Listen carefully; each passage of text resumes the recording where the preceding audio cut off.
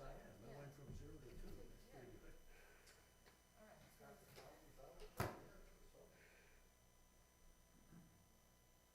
You know, a lot of people won't be able to watch the meeting, probably. You got it.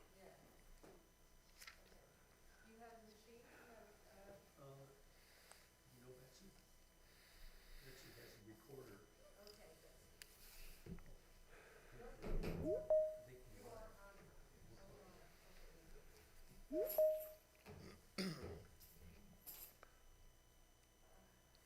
Yes, we're streaming live and in color.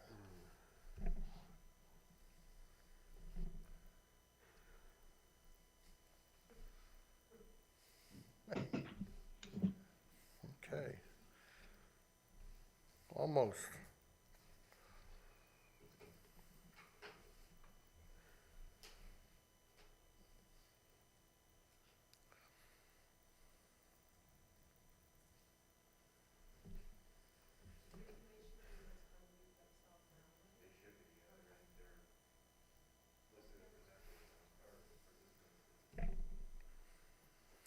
Okay, I will start the call to order the Southbury Board of Selectmen regular meeting, March 4th of 2021, to order at 7 p.m. If we could have the Pledge of Allegiance. I pledge allegiance to the flag of the United States of America and to the republic for which it stands, one nation, under God, indivisible, with liberty and justice for all. Just for those who are viewing tonight, we are attempting to do closed caption for someone who may have a hearing impairment. So it'll be interesting to see if we were able to accomplish that. Next up on the agenda is public comments, if it could be limited to 2 minutes. There's a dial-in, if there's anybody who's dialed in. We'll start here. Anybody in the audience want to make public comment? Hearing none. Any public comment on the outside? On dial-in, Jason? They're being easy on us the first couple meetings, so no dial-ins. Okay. Then we'll move on to strategic plan. A presentation from the John Monteleone on the Strategic Planning Commission on the Southbury Training School. Is there a way to adjust this? Not really. Yeah. No, I think I'm good. Yeah. Okay, thank you for giving us the opportunity to make this presentation. George Bertram, who is our liaison, has given the board an opportunity to see the questions that have been prepared by Commissioner Dave Solance and the Mansfield report that was prepared by Commissioner Ed Delterio. So the reason I'm telling you that is I'm going to go through that portion of this presentation very quickly. So I know you've got budget discussions tonight, so we're not going to bore you with going through and reading what's up on the screen. So our objective was to partner with the state to develop a proactive and collaborative process to plan for the future uses of the Southbury Training School. That was one of the priorities that was approved by the Board of Selectmen. And in fact, if you look at the 2012 Southbury Plan of Conservation and Development, you're going to see very similar words. Take a proactive approach in working with the state and residents so that the future use of the Southbury Training School is in the best interest of the town. And I won't read the rest of it to you, but it basically is looking to make sure that it's consistent with the community's needs, preserve the state's agricultural, natural, and historic resources. So that's what we were about, and we're an advisory-only organization. So we're advising you based on the research that we've done, and at the end of the presentation, we're going to hand this all over to our elected officials to take the ball across the goal line. So, as I said a minute ago, we've already emailed you this information. So this presentation, as a result, will not go into any detail on these particular items. I'd also like to thank a number of people that made this presentation possible. Dave and Ed, I've already mentioned. One of our new commissioners, Mitchell Goldberg, provided us with the Fairfield Hills analysis, and you'll see that as part of the presentation tonight. We'd like to thank Eugene Harvey, the director of Southbury Training School. He conducted a tour for George Bertram and I that was extremely detailed, took several hours, and we got a very strong firsthand look at what Southbury Training School is all about. Of course, we thank George as our liaison. We thank John Riley as our liaison. We also talked to two members of the Southbury Training School Task Force that Governor Malloy formed, Ed Edelson and Hugh Sullivan, and they provided us with a number of very interesting inputs.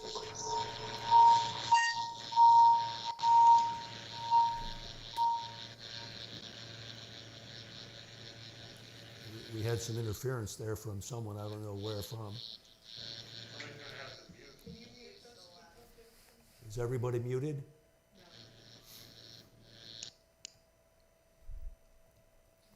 Okay, good, we're back.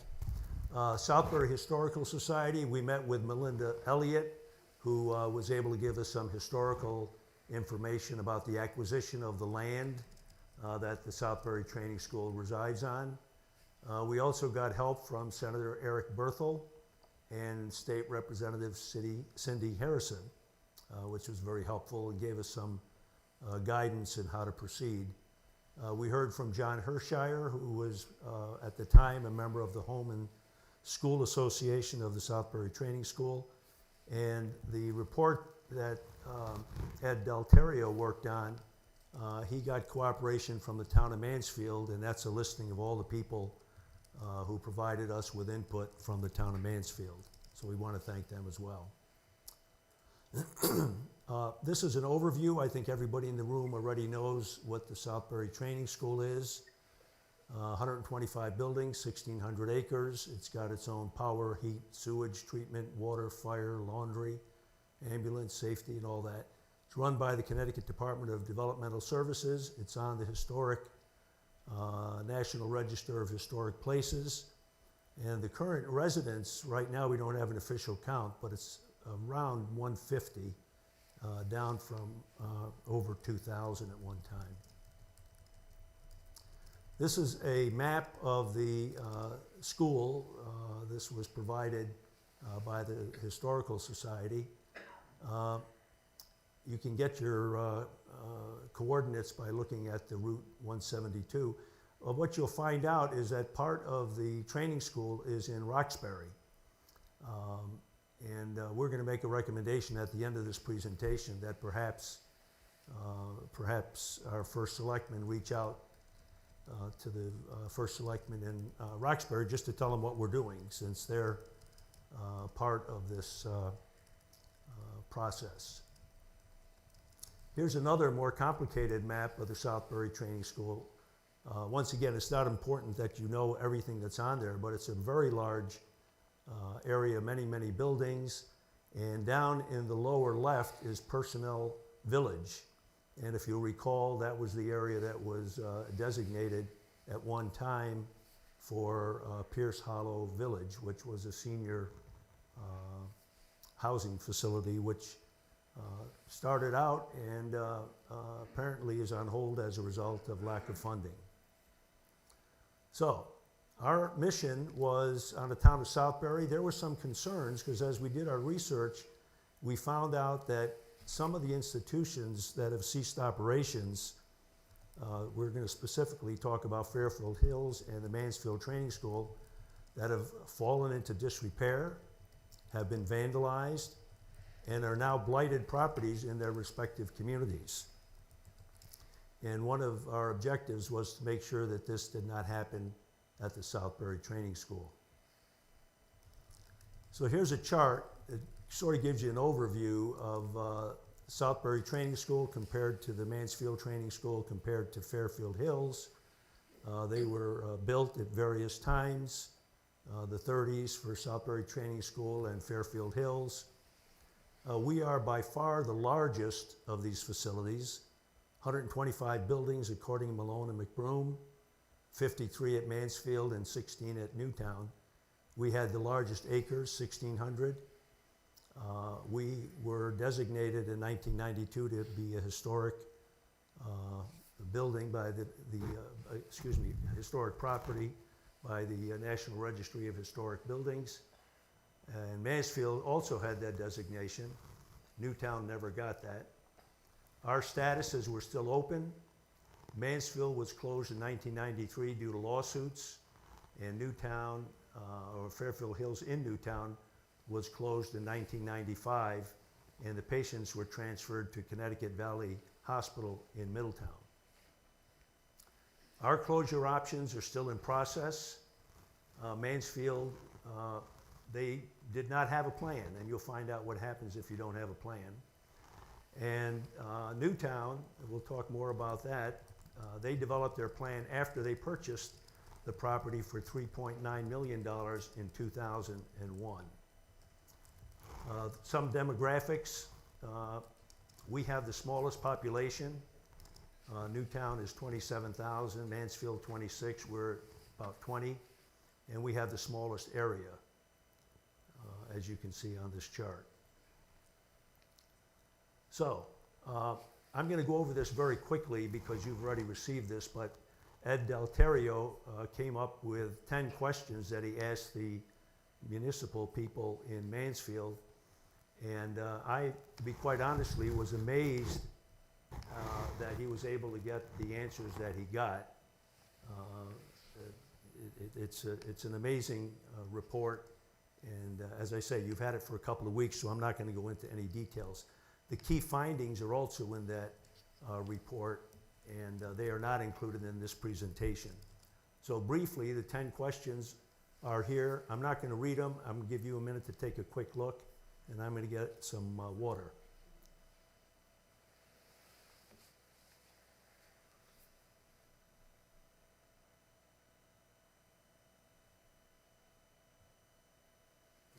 John, these were questions that were asked of the people from Mansfield. Yes, Ed Delterio, by phone, because of COVID, he was not able to make a physical visit to their facility, but he asked these 10 questions, the 6 that you see on this slide and the 4 that you see on this slide.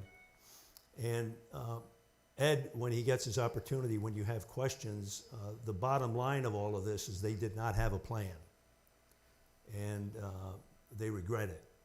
So, the current state of the Mansfield Training School is as follows. This is not attractive, but our research required us to be honest and show you what goes on if you don't have a plan. These are pictures of the Mansfield Training School as it resides right now, and as you can see, it's in ruin. It's just basically a disaster.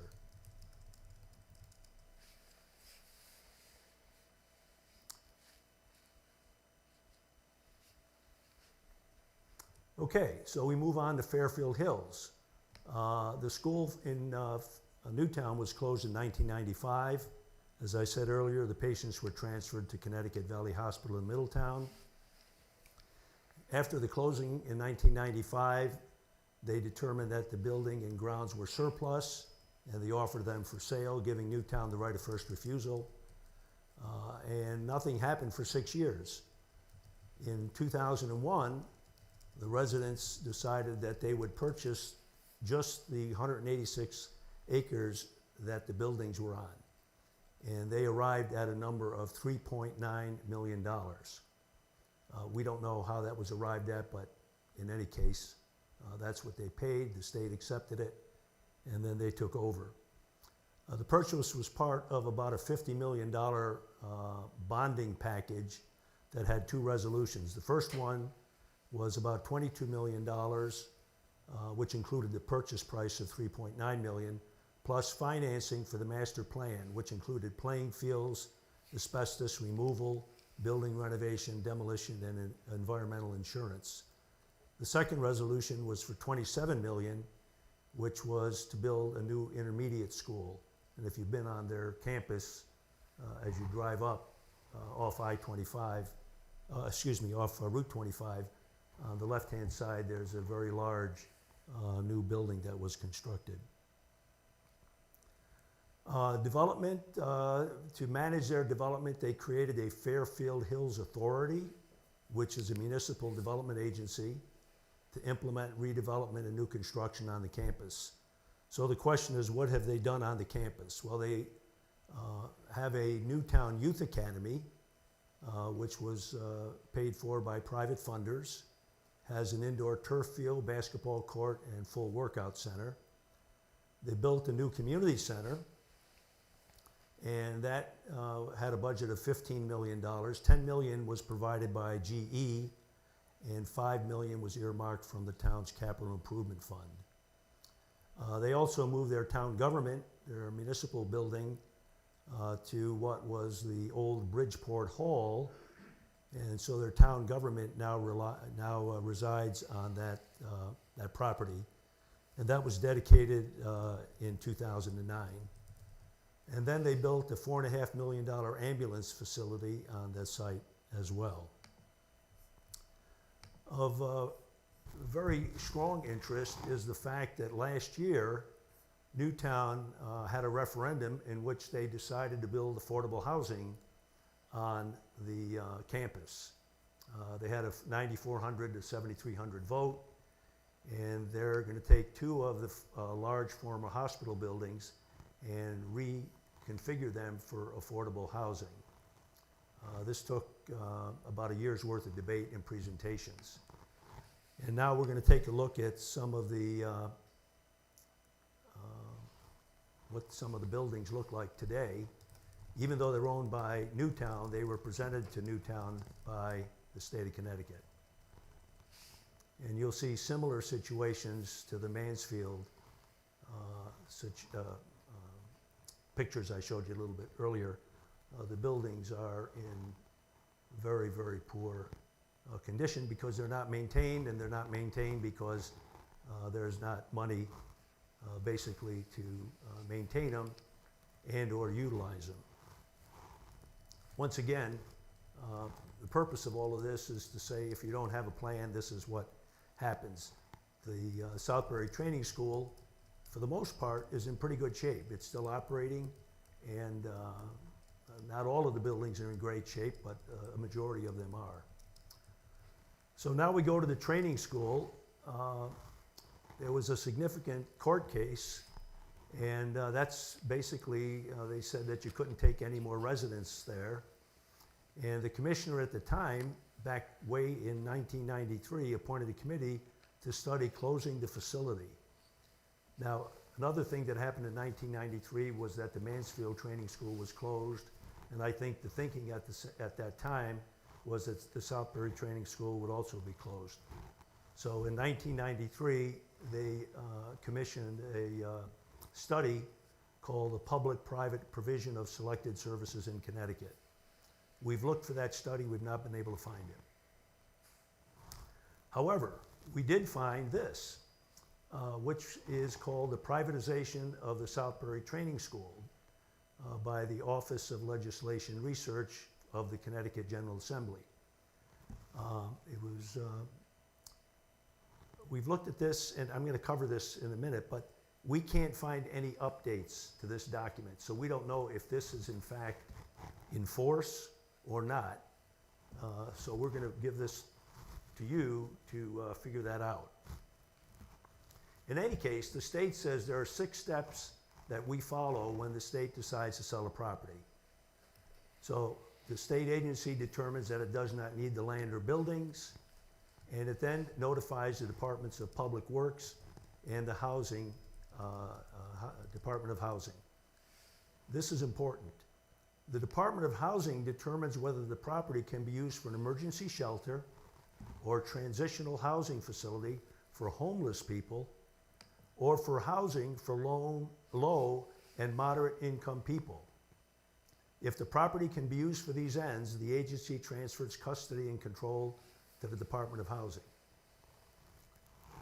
So theoretically, and this has not been discussed by anyone, but if the state of Connecticut decided that since Southbury has 1.42 affordable housing numbers, we're supposed to have 10, they could in fact put affordable housing on state property at the Southbury Training School. If the department said it can't be used for this kind of housing, then they talk to the Department of Public Works. The Department of Public Works decides to sell the surplus property. The state treasurer now gets involved. He must give the town, in this case Southbury, the right of first refusal. If the town doesn't want the property or cannot agree to the terms with the state, then he can offer it to other parties. And then there's some more discussion there. Step 6 says if the Department of Public Works decides to lease the property, it must notify the town and its legislators at least, I think it's 2 weeks, so there's something blocking it there, before the Office of Policy and Management and other bodies approve the lease. And then those are the 6 steps that the state uses to sell this off. This document, however, was prepared specifically for the privatization of the Southbury Training School. Then we go to the General Assembly. They have 7 steps that they can follow. They can generate a bill to take care of this situation, and they need an appraisal of the property's value. They need a legal description of the property, the best available map, costs, if any, that the state would incur if the property is conveyed, size of the property, description of the proposed use of the property, and a statement indicating whether the proposed recipient, who's going to be getting it, has tried to have the property conveyed through the administrative procedures that I just described. So, questions. Once we got all that information as a result of our research, Dave Solaz came up with 22 questions. And once again, you've seen these. I'm not going to go through them or read them to you at this time, but these 22 questions will be the basis for you to ask questions later on in our meeting. So here's 8. I'll leave it up there for a minute for you to take a quick look.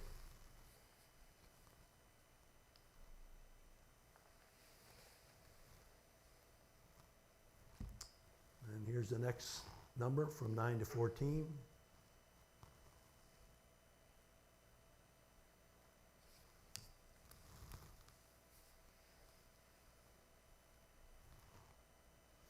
(15 to 19).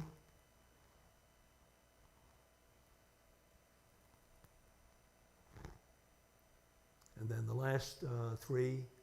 Number 22 is interesting. Since the Southbury Training School was designated a historic site in 1992 by the National Register of Historic Places, what are the implications for future use development of the buildings and land? In other words, does that designation put additional restrictions on the future use of the buildings and or land?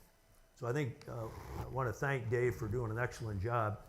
If you've had an opportunity to look at these questions, they're very detailed, and I think they cover all the bases. However, the board has an opportunity to add, delete, revise any of the questions that we've provided. So here's our recommendations. We would like the town council to determine if the privatization of the Southbury Training School, those are 6 steps that I talked about, if they're still in force. We don't know if they're in force or not. If they are, then we know them.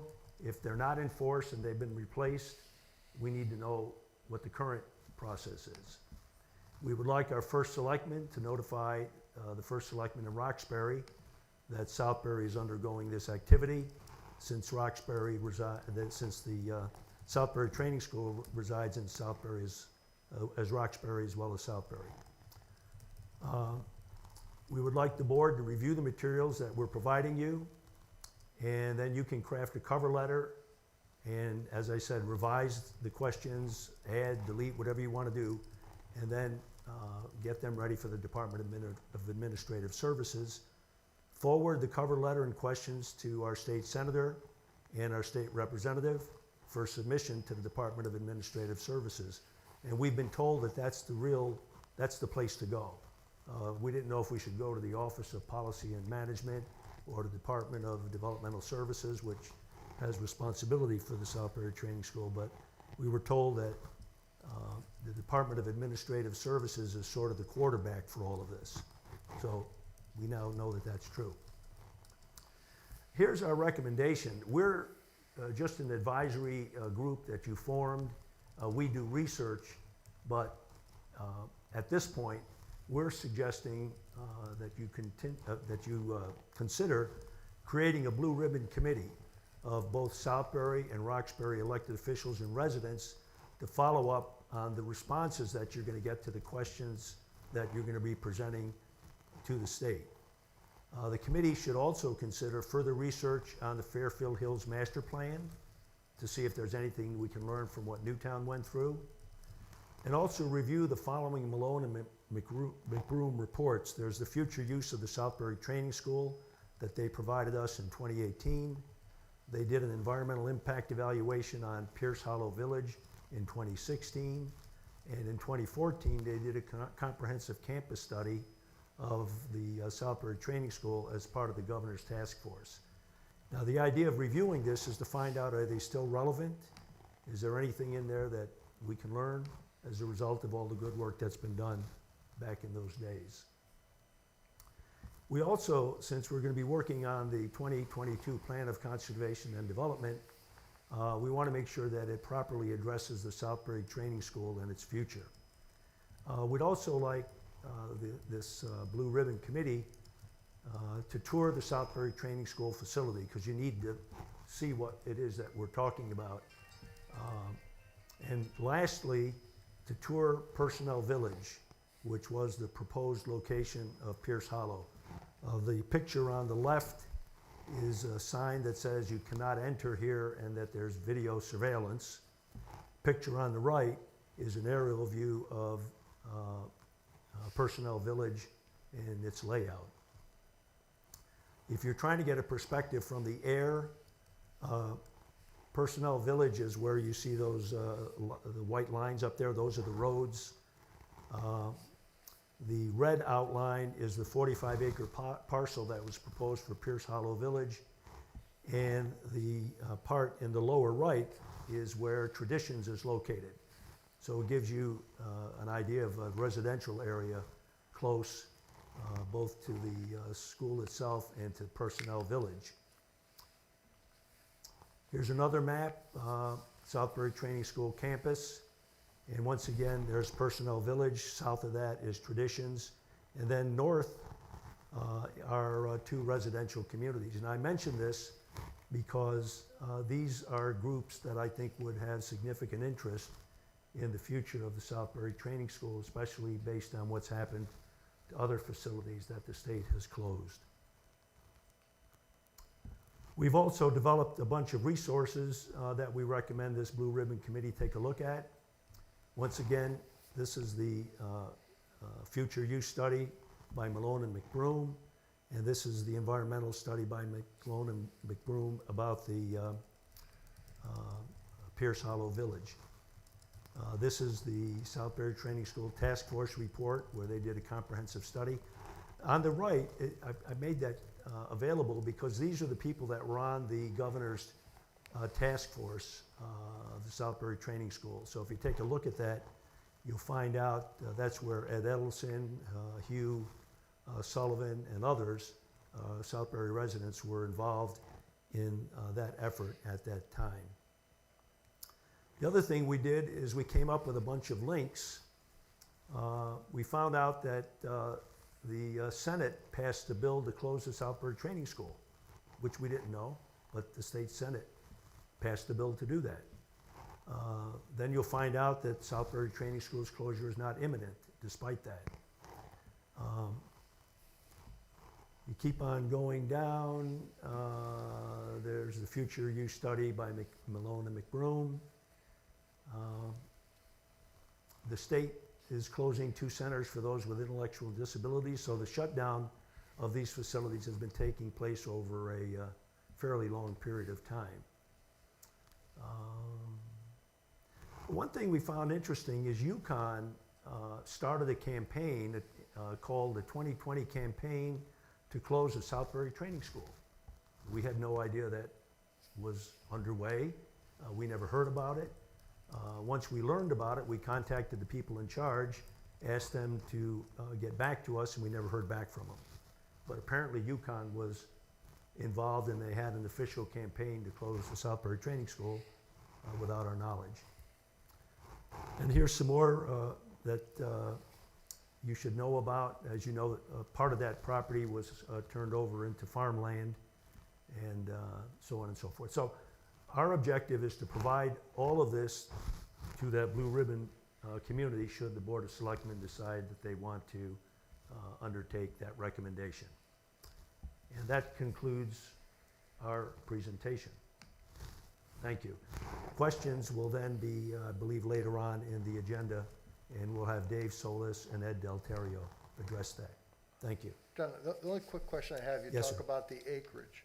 That includes the agricultural, that's been preserved for agricultural use? That's correct. I think 900 of those acres are for agricultural use. That's Of correct. this 16, 1,600. okay, That's my understanding. yep, Yep. okay, Good. Thank you. thank you. Okay, Thanks. so I would, I've been asked if we could make a motion to move new business, Southbury Training School questions up to discuss them after the presentation. If there is, that is the desire of the board at this time, rather than have this drag on till our budget meeting, I would entertain that motion. I'll make the motion. I'll second. Made and seconded. Okay, any discussion on the motion? Hearing none, all in favor? Aye. Opposed? Aye. Abstentions? Carries unanimously. Okay, so we're gonna, Southbury Training School, questions, under new business. If we could, open it up to the board for discussion. Do we have the people on? So the question one is, what is the tipping point for closing STS? I think that's a valid question. I don't know, how does the board feel? Go ahead. No, go ahead. Jason, go ahead. I'm just going to make a first sort of an overview statement. In John's presentation, he listed the questions for us Yeah. without the commentary that's included in the other document we received. When it comes time for us to actually transmit these questions to the state, I think the format in the presentation would be the preferable format than the document with the commentary. I didn't know if that was prepared more for our informational purposes or. But no, that was the streamlined version. What you're looking at here is actually the background for the questions that Dave Solis prepared. So if you want to just go over the questions, you can go back to my slide. I don't remember what slide it was, but there was just that list of questions without all the narrative that Dave put together. That might No, be, it's helpful for us. it I'm might just be, saying, might be easier for you to look at it. I'm Yeah. just saying for the next step, I think, when we discuss with the state. So my only other sort of overall overview question is, there's a statement in there, I forget in which document, that says that, you know, we've been given one opportunity and that's it, to like ask questions. What's that all about and what's the genesis of that? And Well, we were told that initially from Senator Berthel's office, but that's been modified as a result of our doing additional research.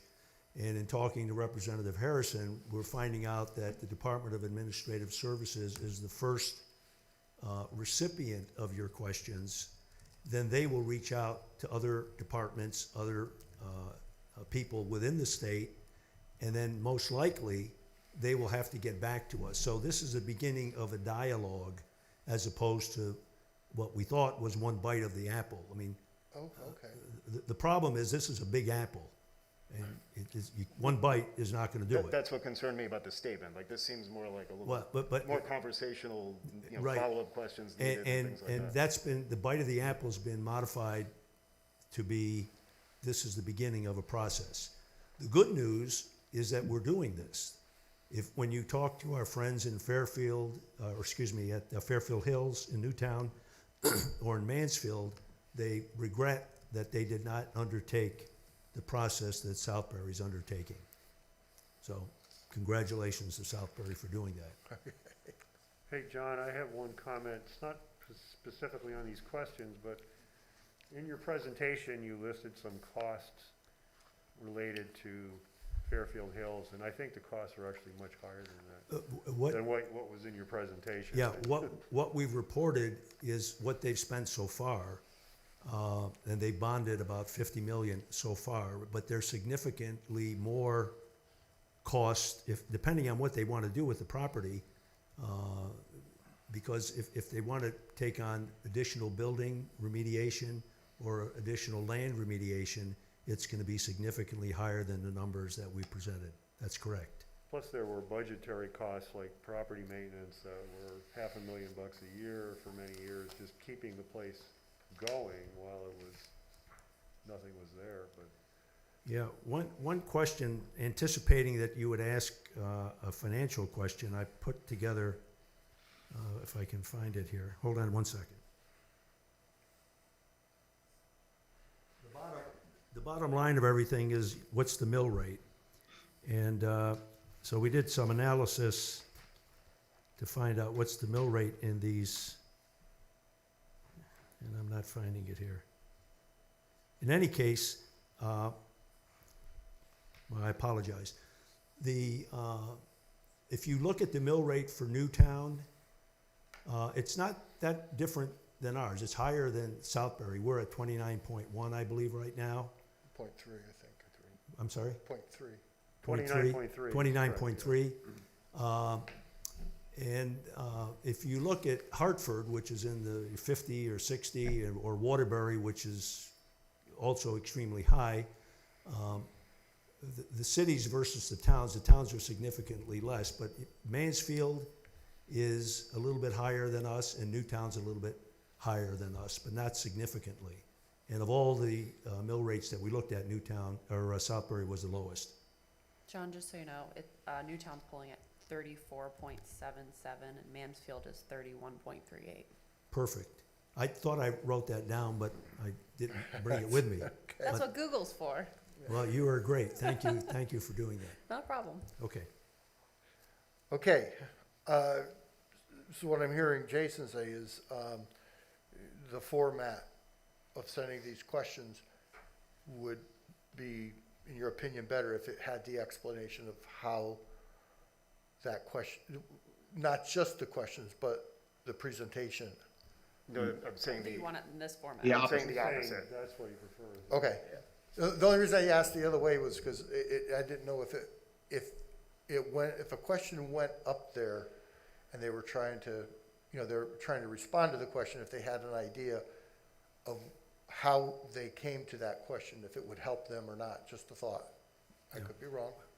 What I would do is, if you do have questions on these items, that you address them to Dave Solaz, because he's the guy that generated them.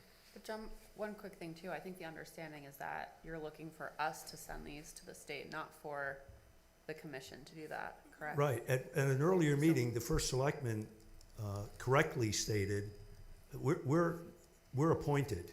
We're volunteers. We're just, country folk in a small farming community, as I've been told. Somebody told me that. I don't know who was.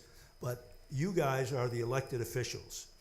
So coming from elected officials to the state, it has a lot more gravity than us. And I think, so the reason I clarify that, Jason, to your point, we can format these or tweak them, the wording, however we want then. Yeah. Yeah. So I wasn't sure going into this meeting, because the initial email we got was the commission was sending out that document we got, so that's why. Right, but the right way to do it is that background that Jeff's talking about is basically for you to come up with your questions to the state. So that's more internal for you guys than something that you would give directly to the state.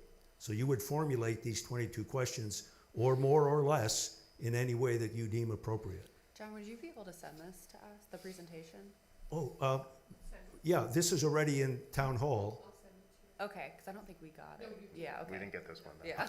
I'll tell you what I can do. The file is very, very large, and you can't email it. That's how big it is. I have a PDF version that when I sit down, I'll send it to you Perfect. tonight, Thank you. so you'll have it. Thanks, Okay. Joe. So how do we want to handle these questions? Do we want to review these, modify them? I guess we can't say if we want to modify them until we review them, but. Mike Rosen? Go ahead, Mike. Hey, thanks, Jeff. Yeah, I think to sort of George's point, and I think where Emily was getting at, I'd like a chance to sit with the questions a little more. And, I think at our next, I'd like to edit. I think 22, it might be too many questions. The one, I thought they were all very good, by the way. I just think it might overwhelm. I think the one, I fully agree that this should come from, a fully bipartisan, unanimous Board of Selectmen of Southbury, because this is crucial for the town, the future of STS. The one question that I don't think is here that we should add goes to the information that John shared in his presentation about that 1993 report and the status of that. Did that just get put on a shelf and it's forgotten, or is there any intent to go back to that report as the foundation for what their plans may be? That 1993 privatization report. But one, to everyone who was involved, thank you for this. I think it is past time that we be as aggressive as we can be as a town, frankly, in forcing the state to start addressing this and answer questions about the future of STS. I think that we've talked about this in the past. I think these questions provide the real platform for that dialogue that John talked about.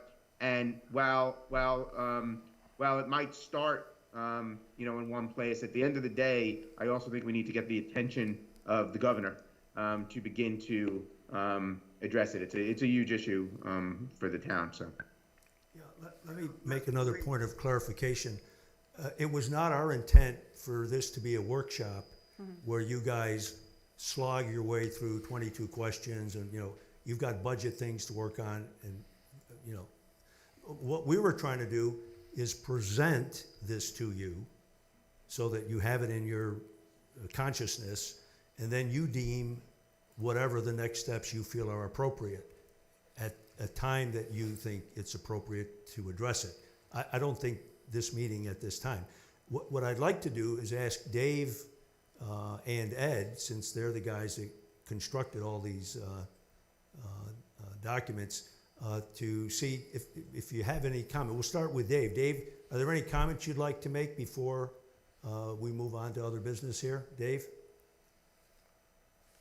John, I think you did a terrific job with the presentation this evening, so I'm happy to address any questions that might come up, but other than that, I think I'm fine.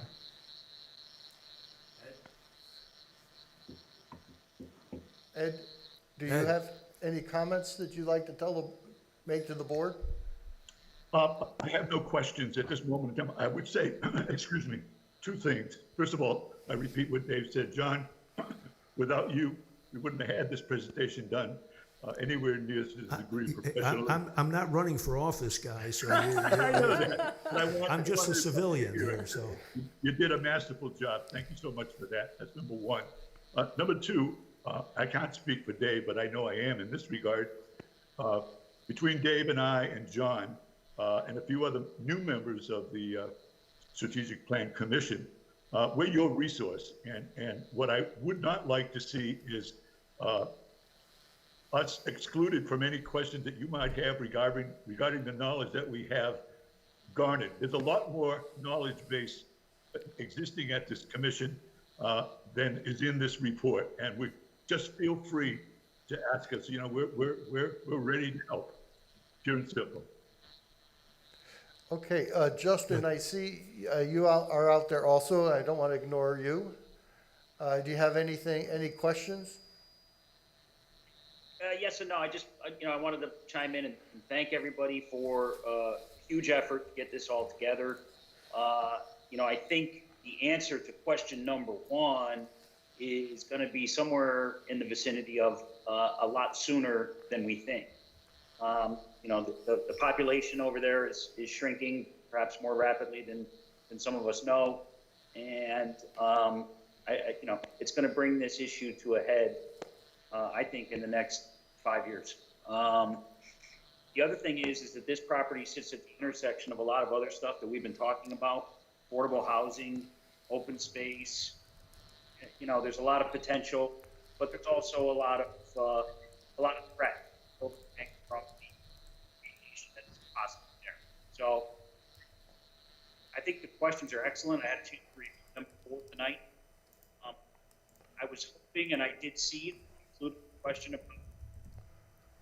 We're having trouble with your audio, Justin. Oh, you are? No, yeah, speak a little closer, that'll help. Okay. Sorry. I was pleased to see the question about the town taking a part of the campus and not the whole campus. I think that is something that we should investigate fully.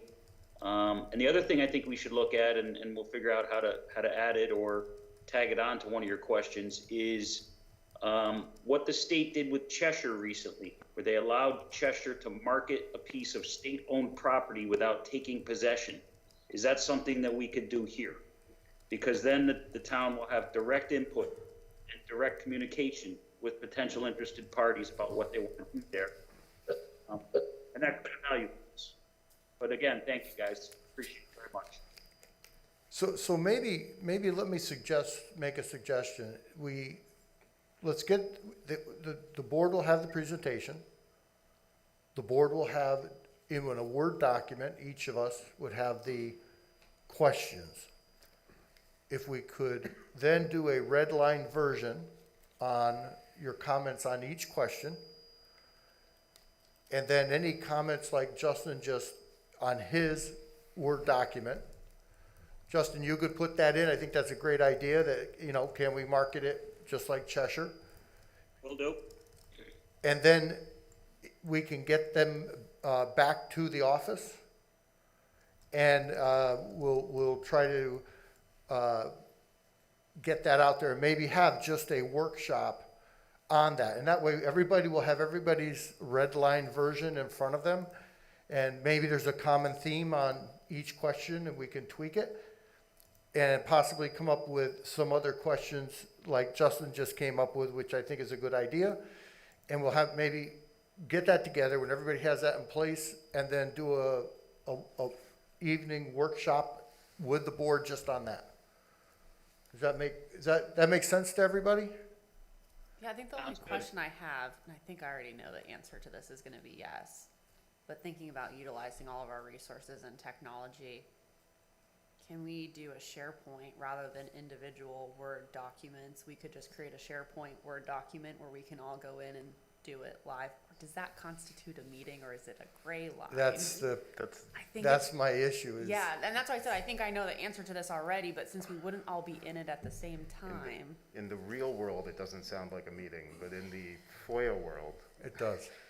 it sounds a It's- lot like a meeting. It's worth exploring to see. It's a gray area, I think, It's rather than like a certainly true gray. meeting, because we wouldn't all be in it at the same time. But I think that's something that's worth asking and finding out for in the future, because we have that option through Office 365, and rather than a whole bunch of different documents that have to get sent to each person to see their red line versions, it just might be worth it can, to inquire at least first. I mean, I think it's worth inquiring. My Yeah. concern is it's very similar to just sending an email to everybody. So everyone has, you're communicating, debating, discussing in a different forum that's not a public meeting. That's what I said. I was fairly certain that it was a meeting when I asked the question. I said, I think I know, but I think we should at least ask. Yeah, I can't see FOIA people being happy with that. Yeah, but we could at approach least all. ask. It doesn't I hurt think to if ask. I think if you're Everything going to would do help. it, you would have to open it up to the public to see, and so I think. But I think we're saying a lot of we think we don't know. So I'm just saying if we could ask, I think that might be nice so that we can fully I utilize our agree resources. with Emily that it's worth getting counsel to just give us an opinion on that, because Yeah. it's 2021, and we should know whether or not it violates any of the regulations. Yeah. And if it does, we won't use it. Right. Well, I think it's, you know, I mean, obviously, we're all trying to move, you know, there's more and more information and technology, and unfortunately, I think sometimes government is a little hamstrung compared to private, but there's reasons for that too, that it should be done that way. So I'll look into that. In the meantime, there's no reason why, you know, I'd like to get moving on this questions as soon as we can, if we can, it just kind of put your, we'll get these, out there in Word format, and you can start putting your thoughts down on that Word document, and then whatever we do, we're ready to move ahead, all right?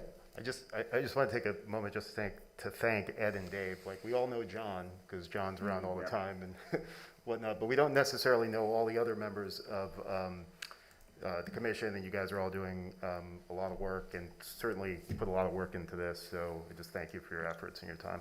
Yeah. You're here. We also Very- recognize how difficult it is with COVID to get this stuff done.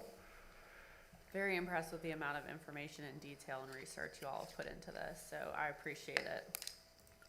Okay, thank you, gentlemen. I have one more question George. for Dave and Ed. Have you guys given any thought to categorizing the questions into categories? And it seems like just having a big pile of 22 questions is a little awkward. Some of them probably fall into similar categories, and maybe we could put them under a heading. They are, if you look at the document that I presented to John, that I think you have in Yeah. your possession. Yeah. They're organized into blocks, you know, of related questions. So a lot of the environmental questions are together. You know, as best I could, I put them into blocks. So they're not, you know, 22 individual questions. They're kind of organized in the document that I prepared that John, you have for reference. Yeah, it doesn't show up here in the list of questions that we see from the presentation. No, not in this, No, not that's the in one that's this. sent in to us this directly. They format, kind but- of took these 22 and put it into 5 different summary questions. No, I've seen Yeah. Dave's document, and I'm familiar with that, but it's not reflected in the final list that came today from John in the presentation, but we could fix that. Like I say, I think we could, if we desire to arrange it that way, we can do that. Okay. Anything else, George? No, good, thanks. Could I add Guys. just one?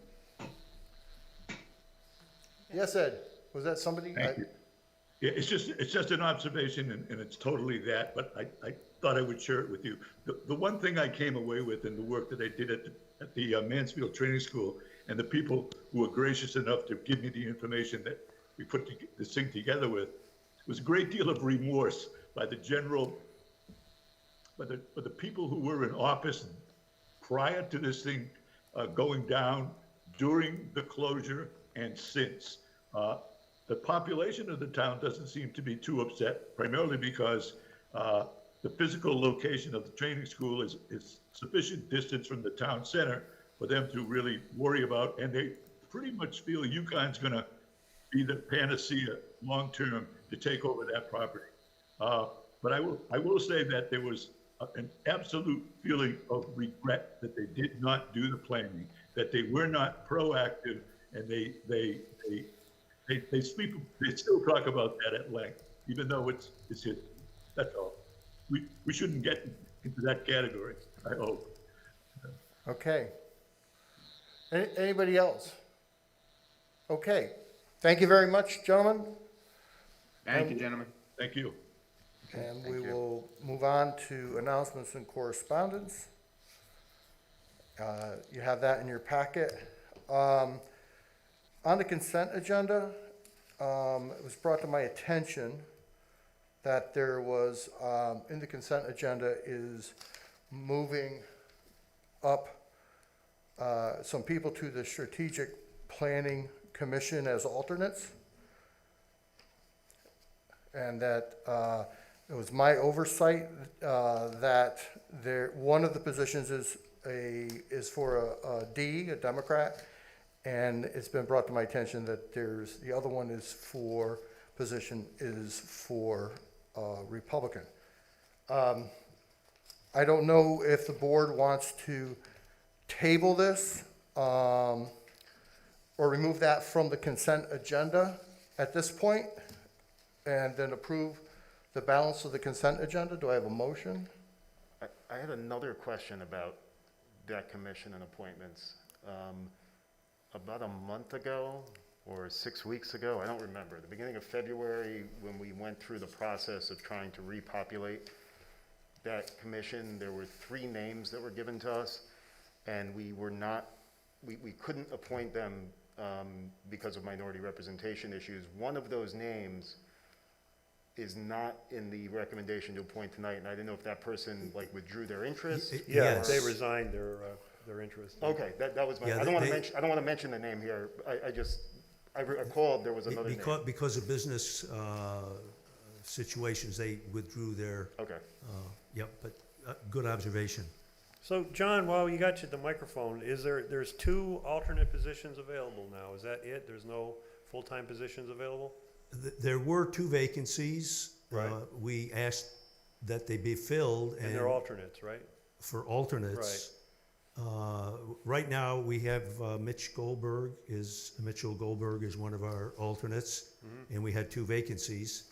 And you see the names up there for people that were proposed to fill them. Is there a motion on the floor to talk about this? Well, I have to, we're on to the consent agenda, and I would ask to move the appointment to the Strategic Planning Commission alternates out of the consent agenda for discussion. So make a motion to add the alternate appointments to new business? To new business. I'll second that. Seconded. Any discussion? Yeah, we'll discuss it on the new business, it's fine. Mike Rose, that's fine. Okay, everybody all right? Okay. All in Good, favor? Aye. Aye. Opposed? And that carries, so that's under new business. So I would ask for a motion for approval of the consent agenda. So moved. Have a second? I'll second. Any discussion? Just for clarity purposes, for the record, when we just made that motion, we just peeled off a portion of the strategic plan motion. Part of the consent agenda is still moving up Mr. Sell, I believe the name is, yeah. Yes, correct. Is everybody understanding of that? Yes. Okay. Any other discussion? All in favor? I have, Aye. Wait a minute. I have a question. On the job description for the land use enforcement officer, is that a resignation there? A resignation? Like, we're approving the job description, is it because what is the vacancy there? We're approving the change in the job description. The zoning enforcement officer's position is open, and we have to change that in order to go out for a zoning enforcement officer. So it's just a change in the job description. But why is that empty, that seat? I don't remember a resignation there is what I was saying. That person's been moved up to land use administrator.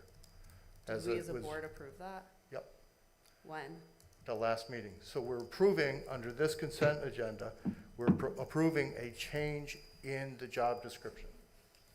That's what this is. I don't recall approving that Yeah. specifically. But you're not, What was the motion that we approved at that special meeting? Exactly. so do you want to pull this out of the consent agenda? I'd make a motion to move it out of the I- consent agenda, but I don't have a problem with a job description. It's a job description we're changing in the That's, consent I don't have a agenda. problem with that, so Okay. I'm not we're saying not we need hiring to pull based it off out. of this. That's what I wanna, We're more concerned about the hiring and moving people around kind of thing. Yeah. 'Cause it's not clear to me what that special meeting resulted, what the motion, after much discussion, the motion that we passed at that meeting is vague in my mind. So what we're doing is we're approving the change in the job description in this consent agenda. No, I get that, and that's Okay. fine, we can approve that. No problem with the job description. Okay, I just so- think that you said at the last meeting that we approved to promote somebody, but that's not in, that, we didn't do that. Alls we're doing in the consent agenda is approving a change to the job description of the zoning enforcement officer.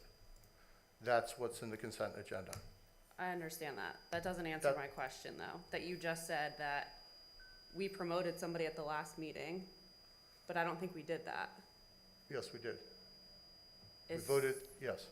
It's not in the minutes, and I don't recall it. Well, at this point, we need to, Okay. Jason? No, when we had that special meeting, we had a whole discussion about restructuring the department. I thought that was part of it. We discussed it. No motion was made to promote anybody. Nothing was voted on. There was a lot of discussion, but I agree with Emily. I don't think we actually voted on moving anybody into any job, new jobs. I think what we approved was simply the concept of discussing using COG people for planning, and even then, without a contract, we were reluctant to jump into that with both feet until we actually had an approved contract or a contract that they agreed with, that we agreed with. So, right now, what's on the consent agenda is a change in the job description of the zoning enforcement officer. That's what this Agreed. is. So, We do I can have a vote on motion that. to approve the consent agenda, other than what was pulled out with the Strategic Planning Commission? Point of order, I believe that motion was already made and seconded. Right, Yeah. okay. I'll call the vote. All in favor? All right, Aye. Aye. Aye. Opposed? Abstentions? And it carries. We can move up under new business. If we're on new business, to discuss the appointment, the resolution that, to move up to the Strategic Planning Commission, Michael Carrington and Ed Edelson. And as I said, I didn't realize that one of the positions was for an R also. Point of order quickly, we should be on minutes in the next part of the agenda, not new business yet. You don't want to move on to, I thought we were, Well, we had new business. Now we're back. the next up on the agenda is Okay. minutes, then unfinished, then new business. Okay. We had the consent agenda. Sorry about that. You want to move, we'll move on to the minutes, right? And then we'll put the other matter under new business after unfinished business? Yes. Okay. Trying to keep track. Okay. All right, so, under, minutes, we can take them individually. We'll start with, the minutes of February 4th, 2021 regular meeting. Do I have a motion to approve? I'd like to make a motion to table these minutes until our next meeting as they have not been distributed to the board. February revisions 4th? were suggested. Then there were revisions that were sent out, but a final version hasn't been sent. I don't know what was changed or what wasn't. I didn't change anything because I didn't hear from anybody other than. Mike Rosen? Go ahead, Mike. So, yeah, Betsy did share, but they weren't finalized, and what they were was they had, some of them had, what I viewed as recommended or suggested or, requested edits from Emily, I guess, that were in a different font. And also some questions, I guess, or comments that were embedded in them. So, on that front, we weren't presented, at least with two of them, I believe, with final minutes. I think we might be able to vote on some of these, because I don't think all four of them had edits, but I could be mistaken. One question I have, though, and this, I guess I'd ask, did we record all these meetings? Was there audio Yes. of Yes. all of these meetings? Yes. So Yes. the question I will ask, whether we table it or not, I still think it's worth discussing now, did the requested edits that Emily asked to be made, are those reflected accurately in the recording? So So Mike, to your point first, not all of the edits came from just me. And I think George had some edits too, I think. Yeah, so It was hard to tell. Yeah, it's not just all my edits, and I think to answer your question from my perspective, everything is in the recording, but I think when we look at minutes are meant to reflect the discussion of the meeting, and on certain things that I edited, my standpoint was that they did not reflect the discussion of the meeting. There were parts that were missing or didn't cover what was discussed. Right, but the audio would confirm that, that's what I'm saying. Correct. Right, because, none of us remember, I don't think most of us come in with scripts. We may come into notes, as I think we all do, prepared for meetings. But the audio would just confirm it. That's what I'm asking. Were the yes. requested edits reflected in the actual audio? Because Yeah. that we could just do, or we could just moving forward, release transcripts of the audio, and those could be the minutes. Well, the transcripts of the audio are available to the public. This is just a reflection of what was done at the meeting. It's not a transcript. I think that the minutes that were presented in the original by Betsy were accurate minutes of the meeting in what the minutes reflect. But yes, it was not verbatim, it was not a transcript. That's not the intention. But I think the important part, especially as we just talked about this, there was an entire discussion about a promotion that was not included in the minutes. And now we're saying that somebody was promoted, there was no motion made. So I think when we look at what's important in putting into our minutes, it's a discussion of what was accounted for in the meeting. And there were portions of the minutes that did not include that, which is why I, again, make that motion to table it. I would just ask that we as a board receive a final version. It sounds like perhaps not everybody weighed in. That's what we were looking for. So we can table this to the next meeting so that we can get a final account. Can I just comment on that? Yes. Because now we're back to the SharePoint discussion. So the town has, the first selectman's office has submitted minutes to our board. Those minutes were submitted to us at the last meeting. So we have draft minutes. You have proposed changes in an informal manner with Betsy. Betsy has provided her comments on those, but really it's our board that needs to take a vote on these. So if you have revisions, like the process as I envision it with minutes is there'd be a motion to approve the minutes, and if you have changes, you make a motion to amend them. And keeping in mind that minutes are just that, they're minutes, and if you look at FOIA and Robert's rules, very little is required to be in the minutes. They are not transcripts. The recording of our meetings are, that's the public record.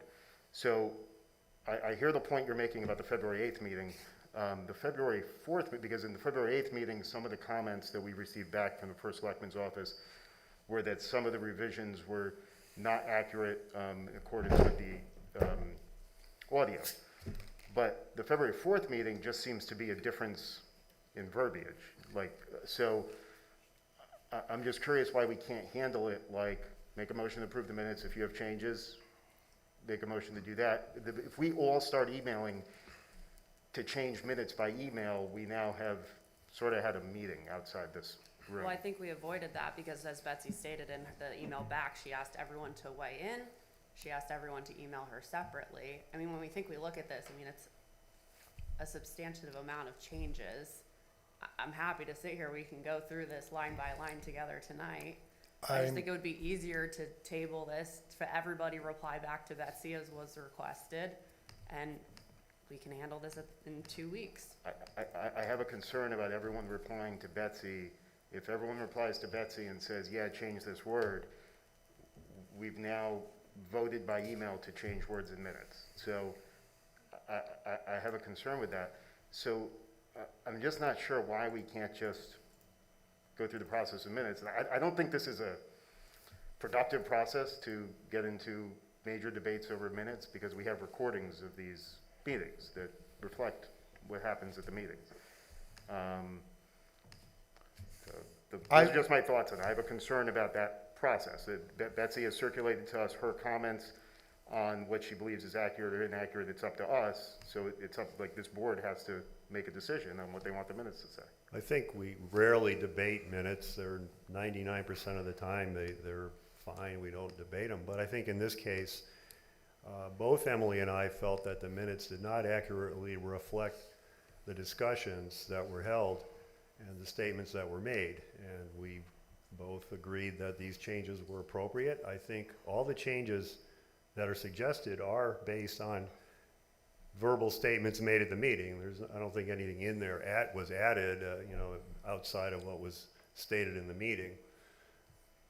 So I'm okay with the changes, but if you want to take it for, make a final set of minutes and then propose them at the next meeting, maybe that's the way to go. I think the other thing that I'd like to point out, to your point, Jason, no, this is not meant to be a transcript, but this is a record. It is a town record of what occurred at our meeting. Should something happen to a digital transcript, the paper copy is gonna be what's left. And I think it's important for each of us that we feel comfortable in what's put into these minutes, especially as it reflects what we feel each of us say.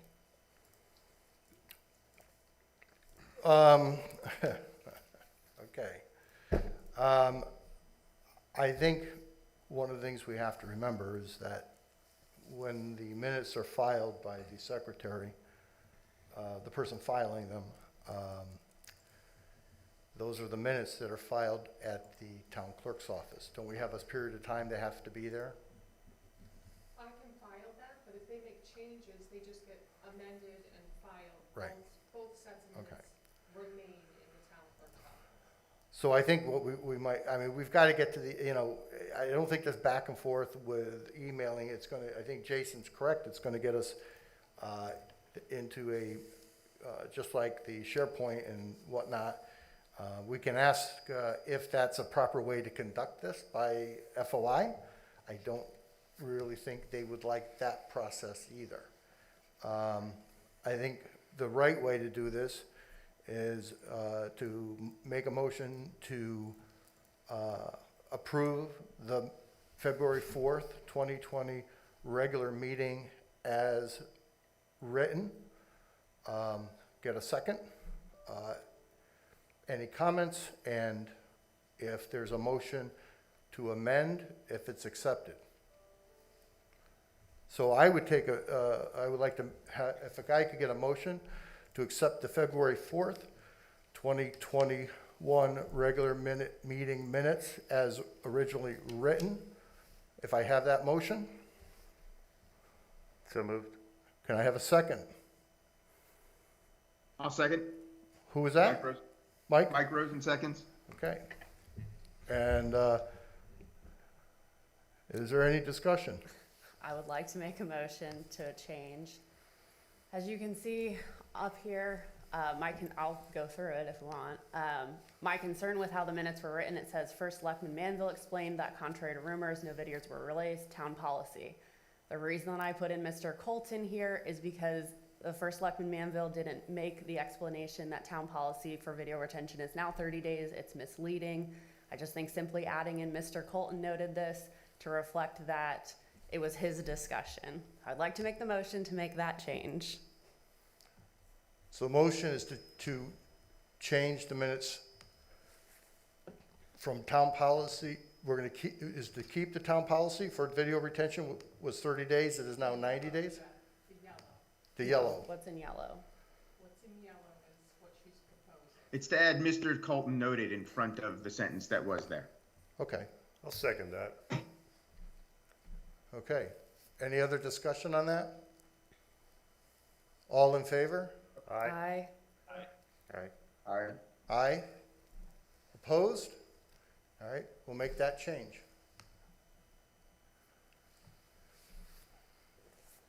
Okay. What's that? Just so you know, the yellow's the proposed change. Okay. Yep. Okay, I will make another motion to change what you can see here from the blue to the yellow. Again, I said, these are my words. This is a verbatim of what I said. And I would appreciate the board making my request to have the reflection of what I said be copied here. So make the motion to change that from what's in blue to what's in yellow. I'll second that.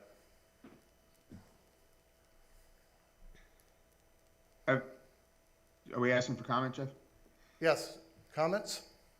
Yeah, I have comments. So in this case, while I understand to Jason's point, this is not a transcript. And now we're getting into transcription versus record, and there's not a substantive difference between the way it had been presented in the minutes by Betsy and the edit. And I think if we do that, we're going to spend hours every meeting transcribing, and we might as well, because it is legal to my understanding, simply use a transcription of audio recordings as long as we're clear as our minutes, because the Supreme Court recently ruled that we could. And since we're not doing that, I think we have to be careful about going down that path. Justin?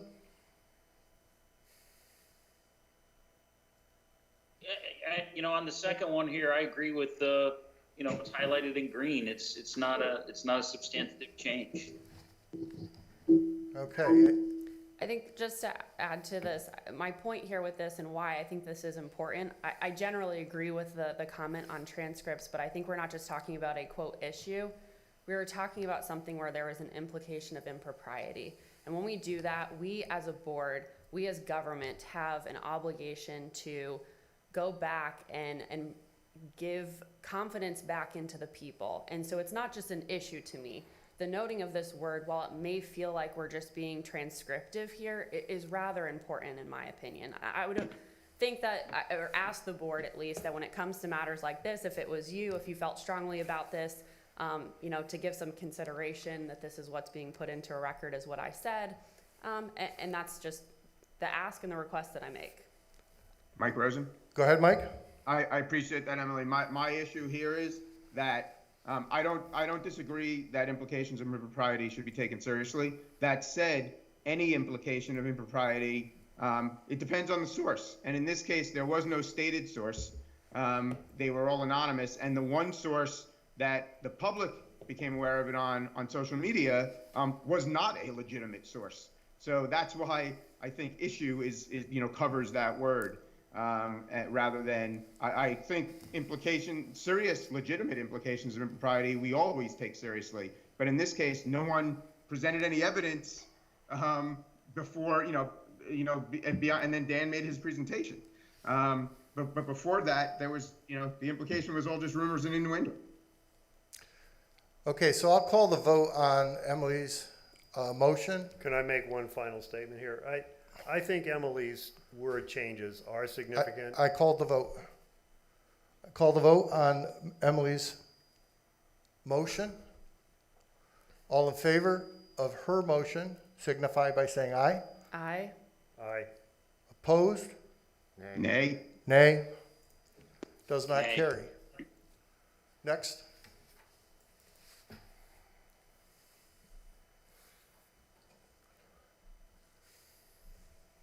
Is there any motion? I'll make a motion to amend the minutes into the yellow text. Second. Any discussion? So I just want to echo the concerns that have already been made about turning these into transcripts. And my concern here is a global one, and the reason why I don't want to go down this path and the reason why I'm going to vote no on the motion has nothing to do with me thinking that the words you've included are accurate or inaccurate. It's my belief that the minutes themselves as written are accurate. And when boards go down this road where they start fighting every meeting about wanting a transcription of the words each person says, we're going to get, our meetings are going to become debates about minutes when we already have records, and it becomes contentious and divisive for little reason. I could easily go through the transcripts, go through the minutes every meeting and want to add all the stuff I said that I thought I wanted, people to hear in the minutes. My time on this board in 6 years, I think I've made a couple edits here and there to minutes, because as long as they're, accurate, that's what's important. The other concern I have here, which is a more global concern, is I don't want to, as meetings go forward, put the first Selectman's office staff in this position going forward. So at the last meeting, there was concerns about the minutes. I think, in my personal opinion, it should have been addressed there, make a motion, amend the minutes, we could have this discussion then.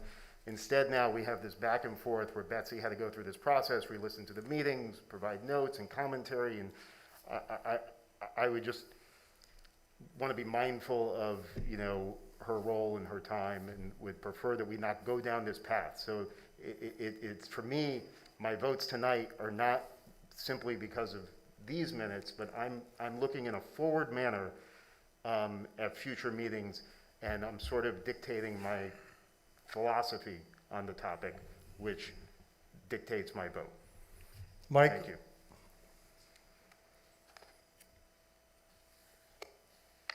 Mike, do you have anything, or No, I don't have anything to add.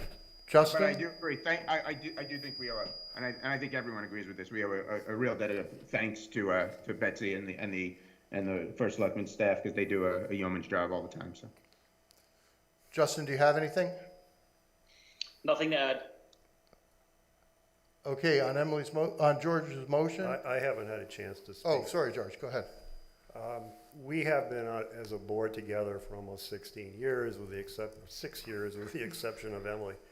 And we've never had a situation on minutes like this, where I have felt so strongly about the minutes misrepresenting what was said at the meeting that I felt compelled to go through this process. I just want to make that clear. This is not something that we've done before. It's not something that I would ever plan to do again. But in this particular case, I think the minutes are a gross misrepresentation of what was said, and I think that was done intentionally. I don't want to blame anybody specifically, but this is, I feel very strongly that the minutes should be amended to say what is said. I couldn't agree with you more, George. I'm just going to take issue with that statement, and again, I'm going to echo what was just said, and I'm going to thank Betsy for her hard work and service to this town over many, many, many, many, many years. And that, what I just heard there, is extremely disappointing. And I'm not blaming Betsy for any of this, frankly. Write them, George. Betsy writes the minutes. Writes them, looks at them, or edits them. That You was- know darn well who writes them. I don't blame you, Betsy. I don't, Just for the record, I don't see the minutes until Betsy's done with them. The inference that's being made here is wrong. I will call the vote. I haven't had a chance to Oh, say anything. go ahead. Thank you. I agree. I think Betsy does a phenomenal job putting together the minutes. I think there are times, though, when it comes to the board, there's whether it's human error, we've seen the he versus the, things happen. The thing that I go back to and say is that these are a record of the town meeting, and if any selectman feels like it's important to include something, I would always stand behind that and making that change. So I agree with George in the sense that it's important that if somebody feels as strongly about it, I think it's something that we as a board have to consider. Okay, I will call the vote on George's motion to amend the minutes. All in favor? Aye. Opposed? Nay. Nay. Does not carry. Moving on. So we're done with these minutes. We have to vote We on have the to vote to motion approve. to approve the minutes. On the floor to approve as amended. I'll call the vote. All in favor? Aye. Aye. What are we voting on? All right. The amended minutes. Aye. So with just the one change. The one Oh, change. okay. All in favor? Aye. Aye. Aye. Opposed? No. Nay. And the motion carries. Minutes of February 8th, I'd like to make 2021, make a special meeting. Can I have a motion to approve? motion to approve as submitted. Could I have a second? I'll second, Mike Rosen. Thank you, Mike. I'd like to make a motion, Betsy, you can scroll down, we can just go over this one.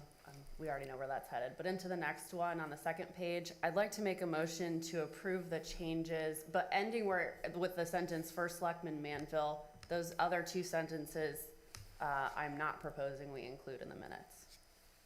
Can you be, Mike Rosen, can you be, Jeff, is it okay if I go? I'm sorry, Mike? I just wanted to comment I wanted a clarifying question on what Emily just said.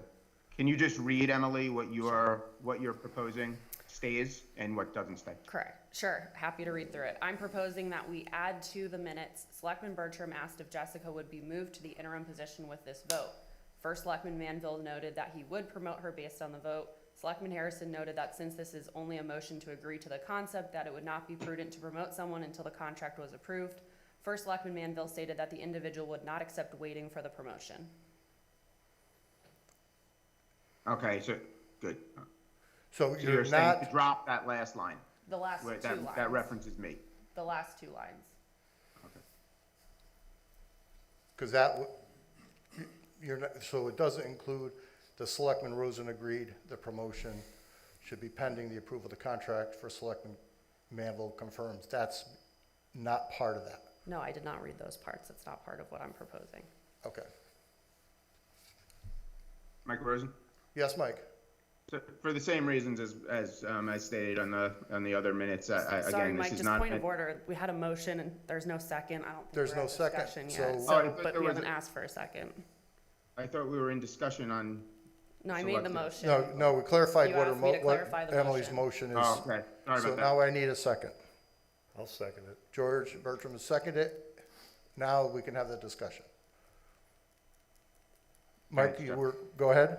Appreciate it. Sorry for that, Emily. I didn't No, realize. no, I'm sorry to interrupt. I just wanted No, to no, make no sure we worries. were following proper protocol. No, we absolutely should be. For the same reasons I stated for the last round of minutes, again, I don't believe that this is meant to be a transcription, so for that reason, I would not make this edit. So I think when we talk about the transcripts of the meeting, though, this was a pretty big discussion. I don't think we're talking about making something transcriptive. If you wanted to perhaps narrow that conversation down, but it was a chunk of the meeting that's just not even put into the minutes at all. Therefore, I think it's important that we have minutes that reflect what happened in the conversations. This was a big conversation, and there's nothing in it in the minutes. Anybody else want to make a comment? I'm just going to note, for purposes of what sounds like a future discussion, is that the proposed minutes confirm that the first selectman was going to put Jessica into this position based on the result of this vote. So, you know, for the reasons I stated before, I don't think we should get into transcriptions, and we'll, you know, we have the audio that confirms that that was the nature of the vote. I just don't want to go down this road too far. George, do you have anything? What was the actual wording of the motion that we voted on? I don't necessarily see that in here. Maybe it's in motion here, was- I'm just not seeing it. Approve the concept for the land use department. It was not That's- about promoting anybody. Exactly, that's what I remembered. It was approving a concept, but then all these other things happened. So right now, we're on Emily's motion to change. It's been seconded without the Selectman Rosen agreed the last 2 sentences. Okay, any other discussion on that motion? I'll call the vote. All in favor of Emily's motion to amend, signify by saying aye. Aye. Opposed? Nay. Nay. And it does not carry. We move on to the next on this. That was it. Can I vote? I will call the vote on voting for the approval of the February 8th, 2021 special meeting. We didn't amend them, is that correct? All in favor? Aye. Aye. Aye. Opposed? Nay. Nay. And it carries. February 18th, 2021, regular meeting. Motion for approve. So moved. Can I have a second? Second? Any discussion on the February 18th, 2021 regular meeting? Hearing none, I'll call the vote. All in favor? Aye. Aye. Aye. Opposed? And it carries. Motion for approval of the February 22nd, 2021 budget workshop. I have a motion for approval of the minutes. Of the- So moved. Thank you, Mike. Second? Second? Second, Justin. Justin, second. Any discussion on the, You guys don't kill me. I'd like to make a motion to amend, Betsy, can you go to page 2 of the February 22nd meeting minutes? There, okay, yep, oop. So if you look at, starting with the last item discussed was a request for a 3-bay garage for 300,000. I'm amending that to 125,000. That's what they proposed, not 300. So I would make a motion to make that change. Second? made and seconded? Any discussion? Hearing none, all in favor of the change signify by saying aye. Aye. Aye. Opposed? And the amendment carries. And we'll be voting on the budget workshop. All in favor? Aye. Aye. Aye. Aye. Opposed? And it carries. All right. Moving on to unfinished business. Do you want to do the unfinished business is the Board of Selectmen's budget? Do we have anything we would like to talk about or do with that or make changes as a board? I know that we talked about upgrading the AV equipment. Dan, I don't see that, is that reflected somewhere in here? I couldn't find it. Did we add that to the budget? It's in the IT reserve budget. What the board has to do is vote to move it from 2023 to 2000, this fiscal year, so we can spend the money this year. I'd like to make that motion to move it from 2023 to this fiscal year. Mike Rosen, seconds. Mike has seconded. Any discussion on moving that? Yeah, I have a, not opposed to moving it. We need to do the, this room. It's just more of a question of process. So I think we had discussed doing it this fiscal year, Correct. right? Clear. Okay, so I don't think it's a budget discussion. I think we need to, we need to move that money and appropriate it. We don't have the dollar number yet, I don't think, or quotes. We only have one quote. We're waiting for 2 more. So I think we need to do that at a subsequent meeting. It's not part of this budget. I mean, we could move it in the reserve line item from one year to another. I mean, I suppose we could do that, but that doesn't get us to where we need to be. We still need to, at another meeting, make a motion and have a vote and to transfer money and appropriate it. We might need Board of Finance approval. When's the Board of Finance meeting, Dan? The 15th. So what we could do is, if the motion was withdrawn, we'll get the quotes in, so we know what we're dealing with. We can have a quick special meeting to move it up from IT reserve in the 2023 year to this current year, and a recommendation to forward that to the Board of Finance before the 15th. Would that work? That would work. Yeah, I think we need to. I think we need another. Yeah, we don't have the quotes in yet. Because we need to. We're just talking about moving a budget item from a, wow, that is terrible. It's awful. From a future fiscal year to this year. Is there any harm in doing that, Dan, tonight? And the chair of the Board of Finance had said to me that the Board of Selectmen has to vote to move the appropriation from 2023 to 2021.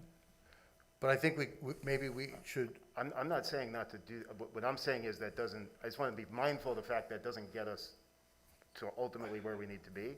We still have to have another meeting to vote the money out and appropriate it and hire the contractor and all that. I understand that there's still stuff that will have to be done subsequently, but I think it's important that we move it and make that change, just as Dan said, the Board of Finance is looking for us to do that anyways.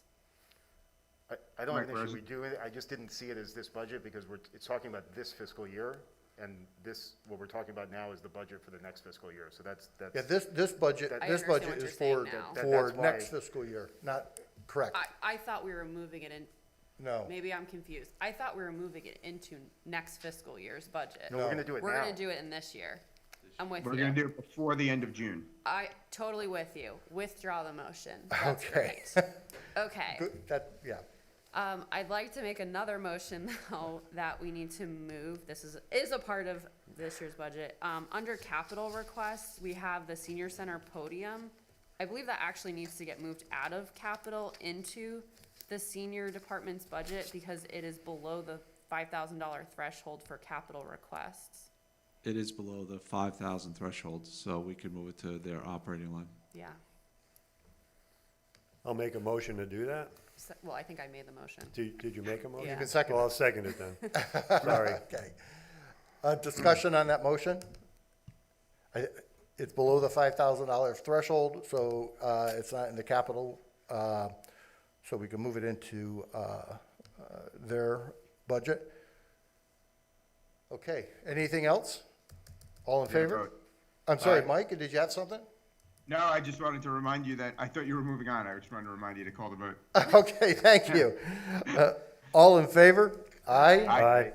Opposed? Abstentions? And it carries. Okay, anything else? Oh, many, many things. Do we wanna, can we, instead of this being scattershot, can we maybe organize it like we usually do and just go through it in order? Sure. So as they come up, we can, My So we're on list the on same page. my page isn't in any particular order, so I'm not sure how I'm gonna be able to do that. I have a list of things, but I don't know how my list relates to the listing on the budget. okay. I don't mind. I don't know, Dan, I mean, I don't know how you wanna, I mean, is there any, so let's start with the Board of Selectmen. Anybody have anything with the Board of Selectmen?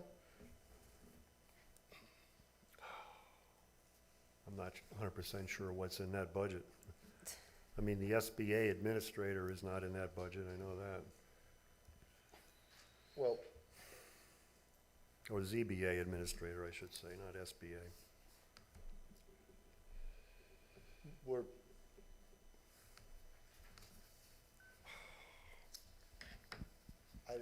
so I guess, I don't know, I mean, I'm fine with just people asking questions and we can kind of bounce around. That's what I think, if everyone had a Yeah, chance to I don't think we review have the to go line budget. by line. And we had all the workshops last week, so if anyone reviewed the budget, has any questions, maybe we can answer those rather than doing this line by line. Mike Rosen? go ahead, Mike. Yeah, well, I hear where Jason's coming from, and that is usually the way we do it. You know, let's just keep going. If George has his list, let him go through his list in whatever order it is. Let's move along. I didn't realize George had a list like that, because it would be more time consuming the way I proposed. Yeah. Because we'd have to go back. Okay. Exactly. So let's start with George's list. Go ahead, George. What's the first thing you'd like to go to? The ZBA admin position, I understand it hasn't been staffed for like over a year, and nobody seems to miss the person being in that office, so I'm suggesting we eliminate that from the budget. It's probably in a mid-30s position, salary-wise. Yeah, it is actually, George. We're looking at a total reorganization of that department due to a couple of things that are happening. There's a factor that one of the employees up there is talking about retiring. And so we're thinking about doing a whole reorganization. So we didn't move it out yet because we were waiting to get all that in place, including what we were gonna do with the planning department. So we were waiting to get all those in place before we did anything. So if someone should retire, which we have an indication that's what's gonna happen, we would have to backfill some sort of position at that time. So I would rather leave that line item in there until we get that reorganized. Anything else, George? There was some pave metrics options for analyzing roads as opposed to using iWorks. And I was thinking that it would be a very beneficial thing for the town if the cost of doing that was included in next year's budget. Dan, I think that would be in their operating budget, wouldn't it? No, the cost of that would be above the operating, but I think we have enough money in the roads program to cover what we were looking to do, and we still have some research we're doing. We did look at paved metrics. We looked at iWorks just last week, announced that they have a road scanning ability also. So we were looking at about 15 vendors. We're narrowing it down. So we will have an idea in a couple of weeks of what we're So you doing have the there. money in the budget to do that if you want. We think there's enough in the road budget if we had to do it, yes. What roughly is the cost? Paved metrics, I think, said was about $25,000. iWorks is gonna be a little cheaper, but, you know, we don't have the best luck with the budgeting tool in iWorks, whereas some of the other software packages has a better budgeting tool. And that's really what we were looking for when we started looking at this. So there should be enough money in the road program to cover the detailed trip in there.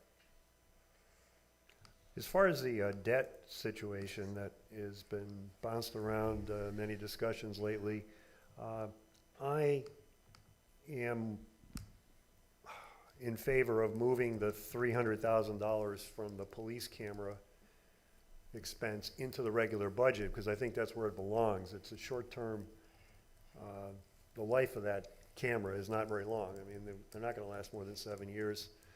I don't think it really falls into capital expense. And I'm kind of troubled that it's sort of buried in this bonding scheme, which is confusing. So I'd be in favor, I'd make a motion to move that out of what it appears to be in the bonding scheme and put it into the regular budget as an expense item. I don't know, George, if we can expense it. We could move it to the capital, but it's a the capital value of it, I don't know if we can expense it.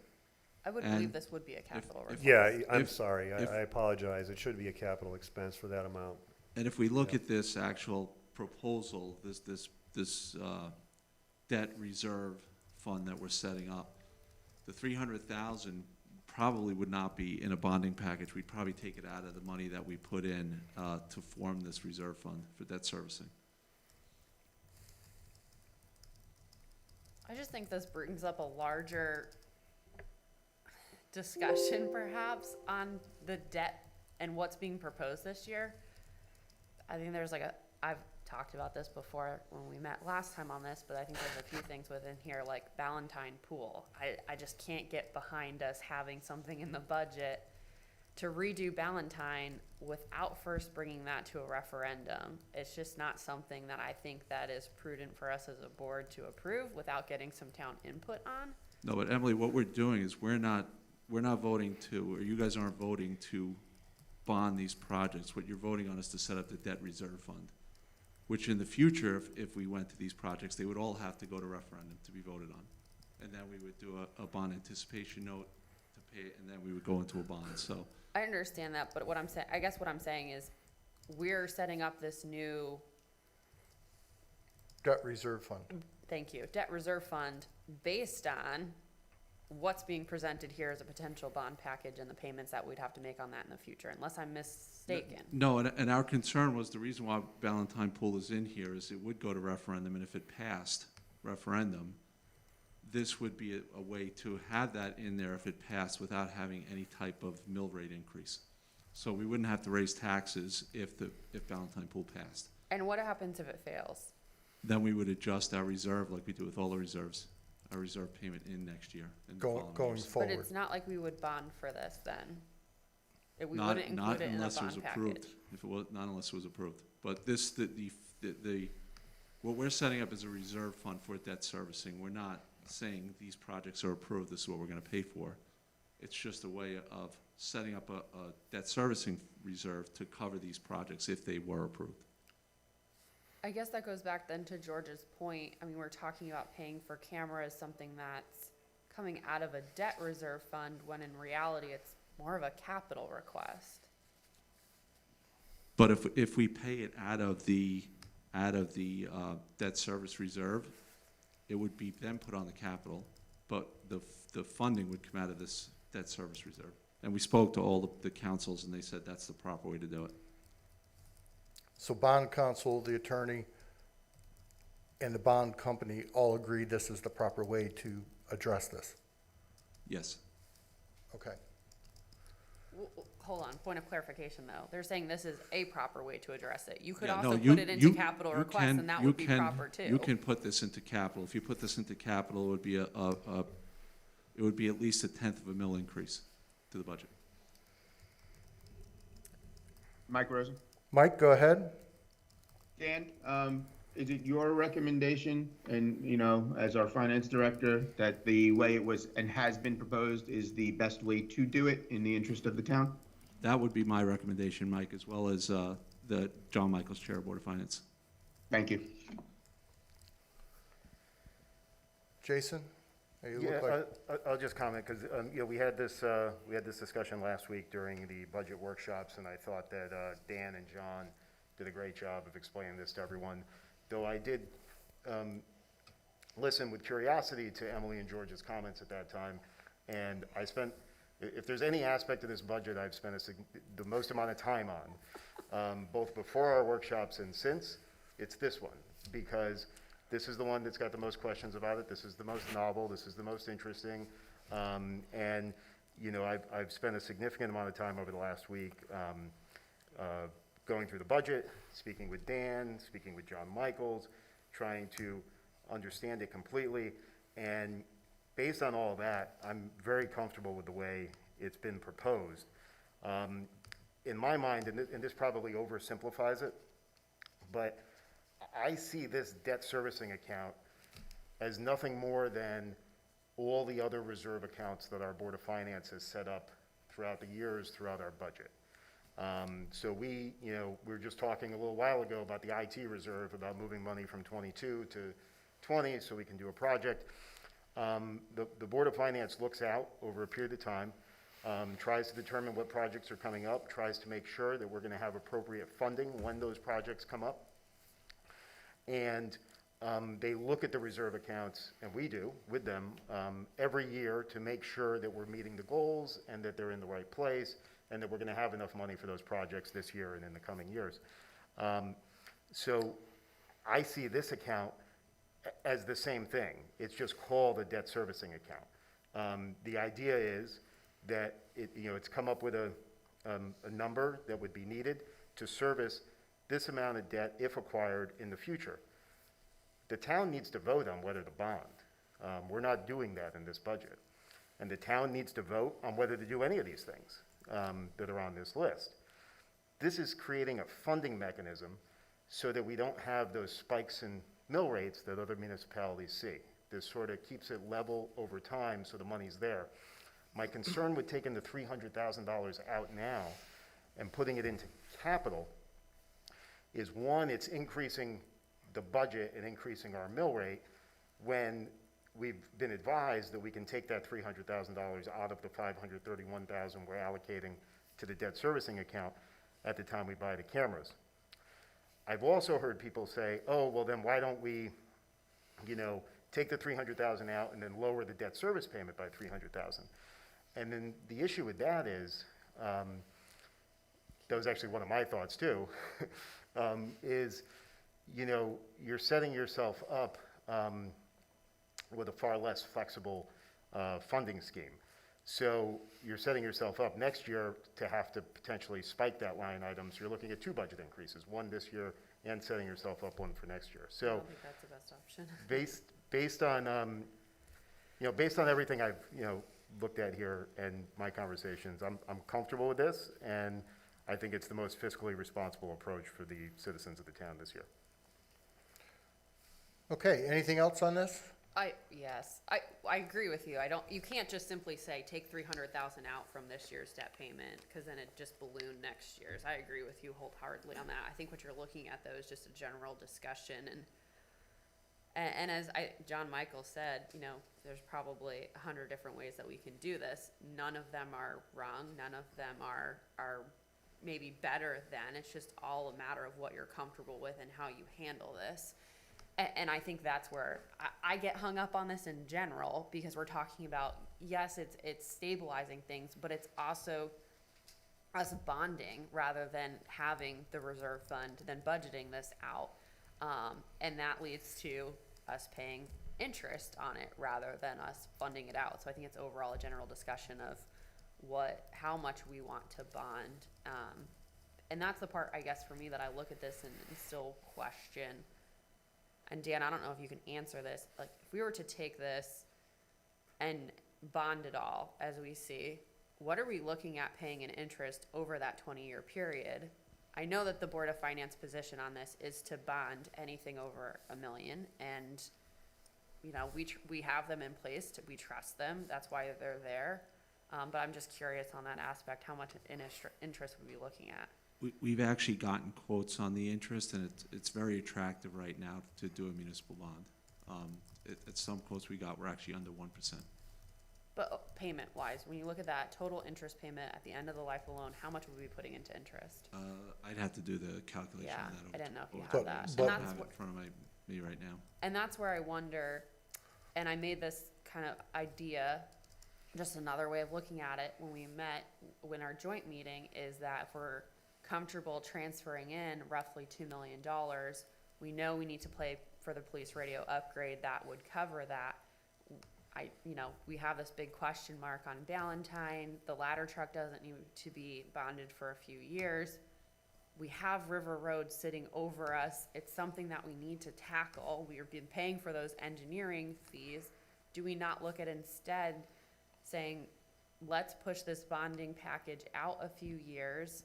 Let's go ahead and take care of the cameras and the police radio upgrades this year, and then include a River Road bond with the ladder truck, which would still be very attractive to those who are looking to bond us. And I just think it's an alternative way of looking at it. It's something I personally would be more comfortable with, rather than taking these kind of smaller projects. If we were to do that, Emily, the mill rate would go up this year rather than being flat.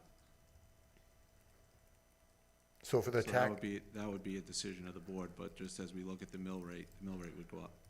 And that's something that's tough. The thing I struggle with when we look at it, though, is like, we as a board would still have a negative budget, though. Even if we were to do that, we as a board would still have a negative budget.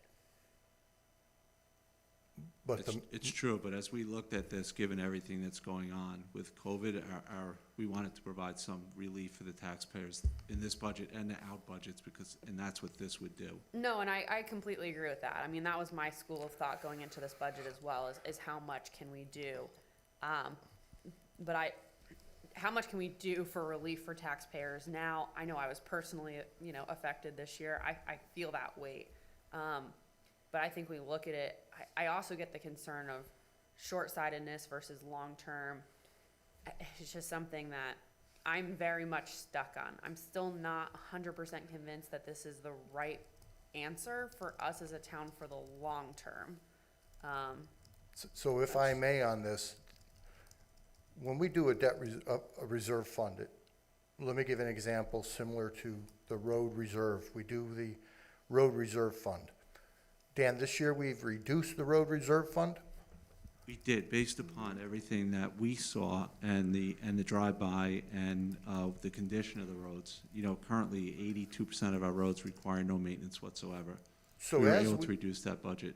So as we go forward with these projects, this is a plan. This is not a set in stone. It's not bonded. It's a plan. It's a design and a plan.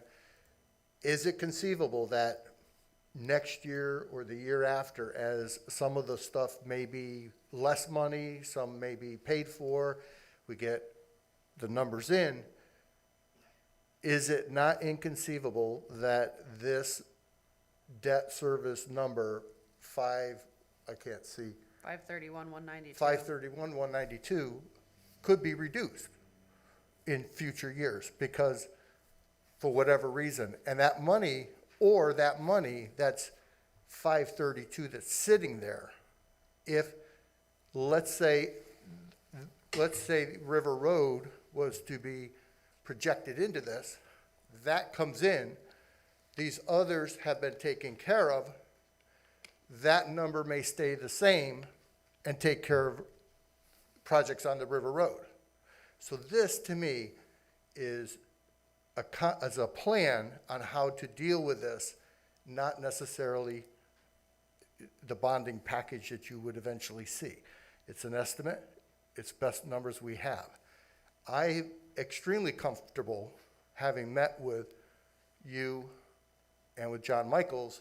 They've always guided this municipality financially for the past decades to put us in a position. I believe in 2024, our bonds, are we going to have bonds in 2024? When do the, We will if we bond the Yeah. communications, Ballantyne, and the ladder truck. we right, will. but if we don't have bonds, if we don't do any more additional bonds, the bonding will fall off. That's correct. Right. So I'm extremely comfortable with what the board, what this design does, and the way it sets. Just a point of clarification or confusion. You're saying the bonding falls off in 2024, Our current debt servicing ends in 2024. but the bonding itself Debt wouldn't servicing. fall off. You're talking about the current payment of old bonds would fall off in 2024, Correct, not the yes. bonds. If we don't do any of Package these, this. if we don't do any of these projects by bonding in 2024, the town will not have any debt servicing. Right. So what I'm getting at is the Board of Finance, the people who have been there have guided the town financially, made recommendations that has put this town in a very, I would say we were probably, I don't know if I could speak to it, but probably the one, as the bond company said to me one time when I talked with them, you are our best customer and our worst customer. In other words, best customer because fiscally you were in probably a better shape than most municipalities. The worst customer is you don't come to us for money. So I am not willing to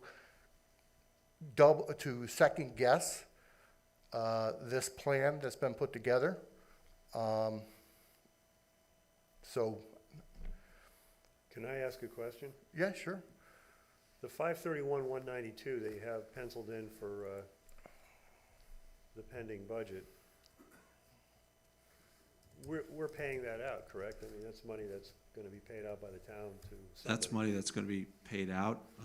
We would have paid 847,113 this year if we didn't, if we don't do this plan. So we're gonna No, pay. I'm not arguing with taking the 1.941 to pay off the old bonds over the 3 years. That part I get, I understand. We have lots of reserve funds, we're solvent, we can do that. I'm talking about the 6.2 million on the line down. Where does that 531,192 get paid? Is that paid to a, it's not, you're not calling it a bond, it's like. No, it's put into a reserve fund, George, similar to how we have all of our other So reserves, like it's- vehicle So essentially, there's replacements. and no interest on that money if we're We- putting it into a reserve fund. we We will might pro- gain interest We'll on it, probably put it in IPOC. yeah, so they might actually make money on it. And that money is what's paying for the cameras this year. Yes. Yes, so that's where it's like, It works. yeah, it's like, yeah, it's not in capital, but it's still getting paid for out of this budget. So in reality, it's like, what? 231,192 that we'd be putting into the IPOC account, not Yes. really 531. Yeah, because you're taking the 300. The 300,000 out of it. You're just paying for this capital request essentially Mm-hmm. with this debt service plan money. And then building up the reserve each year for when, to pay off the debt servicing as we do these projects. Okay, anything else on this? George, what else do you have?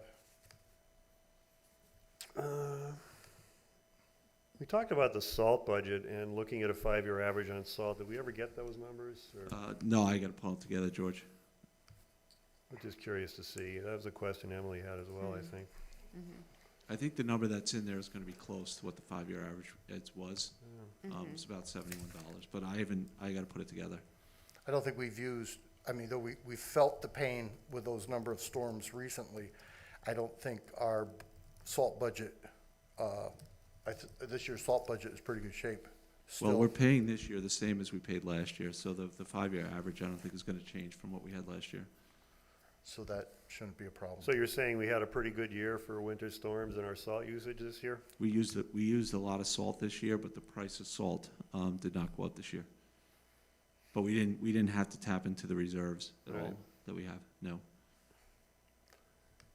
Anything else, George? I had a list here, a point here of pedestrian studies, and making recommendations. I know we talked about that in the budget cycle, and Yeah.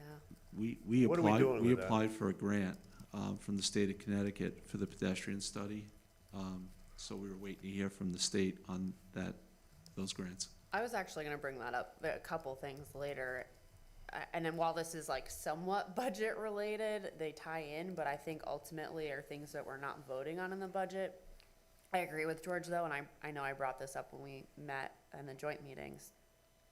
When we think about the pedestrian strategy, we had those top 3 things and we applied for the grant, but then it's kind of like this rest of this study lives out in limbo.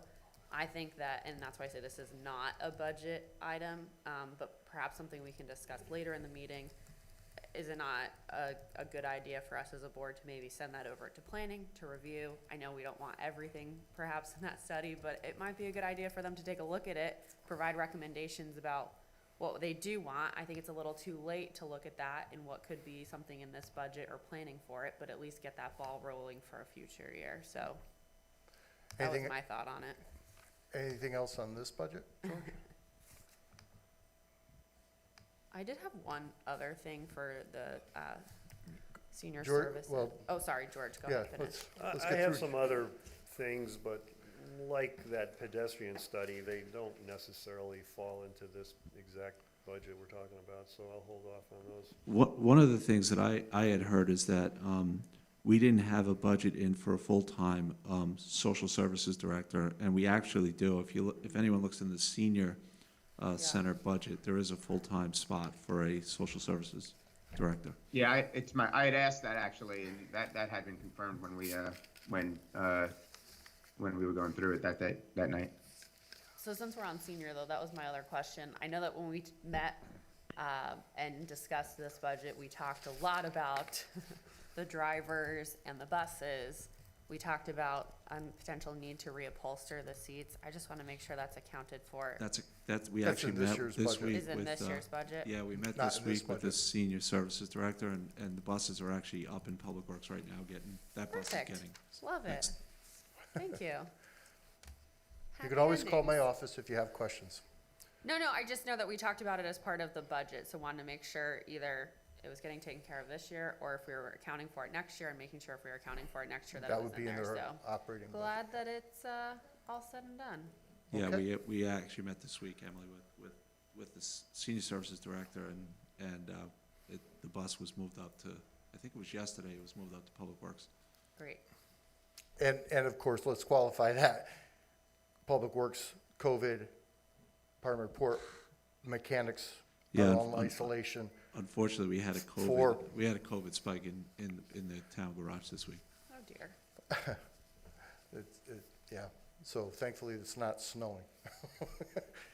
Anything else, Emily, on the budget that you had questions?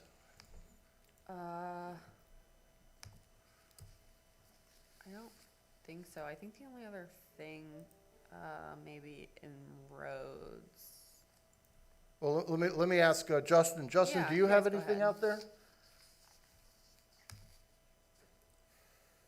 No, I don't have any questions or any changes. I've been through this 11 times now, and so I'm very familiar with a lot of what we're doing and why we're doing it. I'm comfortable with the debt reserve plan. So I have no substantial questions at this point. And Thank Justin, only 30 more to go for you. No, thank you. Mike Rosen, do you have any questions or any concerns No. or anything? No, same thing. My questions were mainly answered, during the week when we went through budget meetings, and appreciate this discussion, but I'm ready to vote. Okay, Jason, did you have any? No, the main couple items I had were the ZBA secretary that George brought up, and obviously having a discussion on the debt service, because if you're going to spend a lot of time on something, you might as well discuss it. Yeah. But And it's the biggest everything- change, I feel like, too. Everything, all my follow-ups and whatnot from the workshops, I was able to clarify with Dan, and I'm good with everything in the budget. I think it's a solid budget, and I'm prepared to vote for it. And if anyone on the board would like to see the superintendent's recommended budget, I have a copy of it. I'm referencing that in my, my, report on Region 15, but yeah, it's up on that website too. Okay, so I would entertain a motion. I had one more thing. Oh, if you sorry, might go remember. ahead. Can we bring up roads? Roads. And this is just something that we discussed. I don't think it's anything we're gonna change necessarily. And then on the roads tab, one over from bridges. Cool. So I brought this up when we talked, and I just wanna make sure when we look at the carry forward, we're including the River Road engineering as something to repurpose and questioning, just wanting to ensure that this isn't actually going to get repurposed. We're still setting it aside for River Road engineering. We are setting aside, I believe, $1.2 million for engineering for River Road. Great, thank you.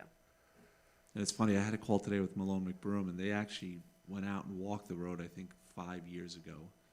So they're gonna look at it as well. Great, that was it. So do we have a motion to be made to approve the budget? So Make a moved. Jason made the Second. motion, Emily seconded, if that's okay. Any discussion? All in favor? Thank Aye. everybody for their work. Aye. Aye. Aye. Was there some discussion? Opposed? Thank you. Okay, any nays? Any abstentions? And the budget carries. Thank you. Thank you, everyone. Thank Thanks, you. Dan. Okay.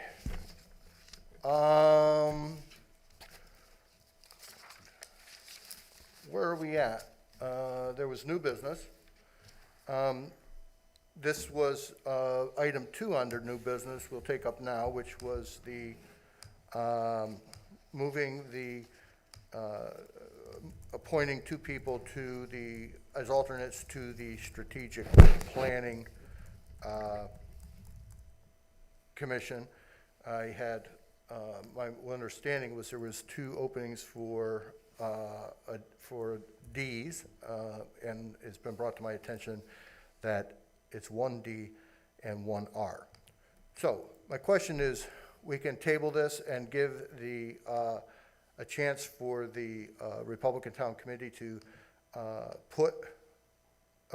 bring forward a Republican to fill the position of alternate on the Strategic Planning Commission.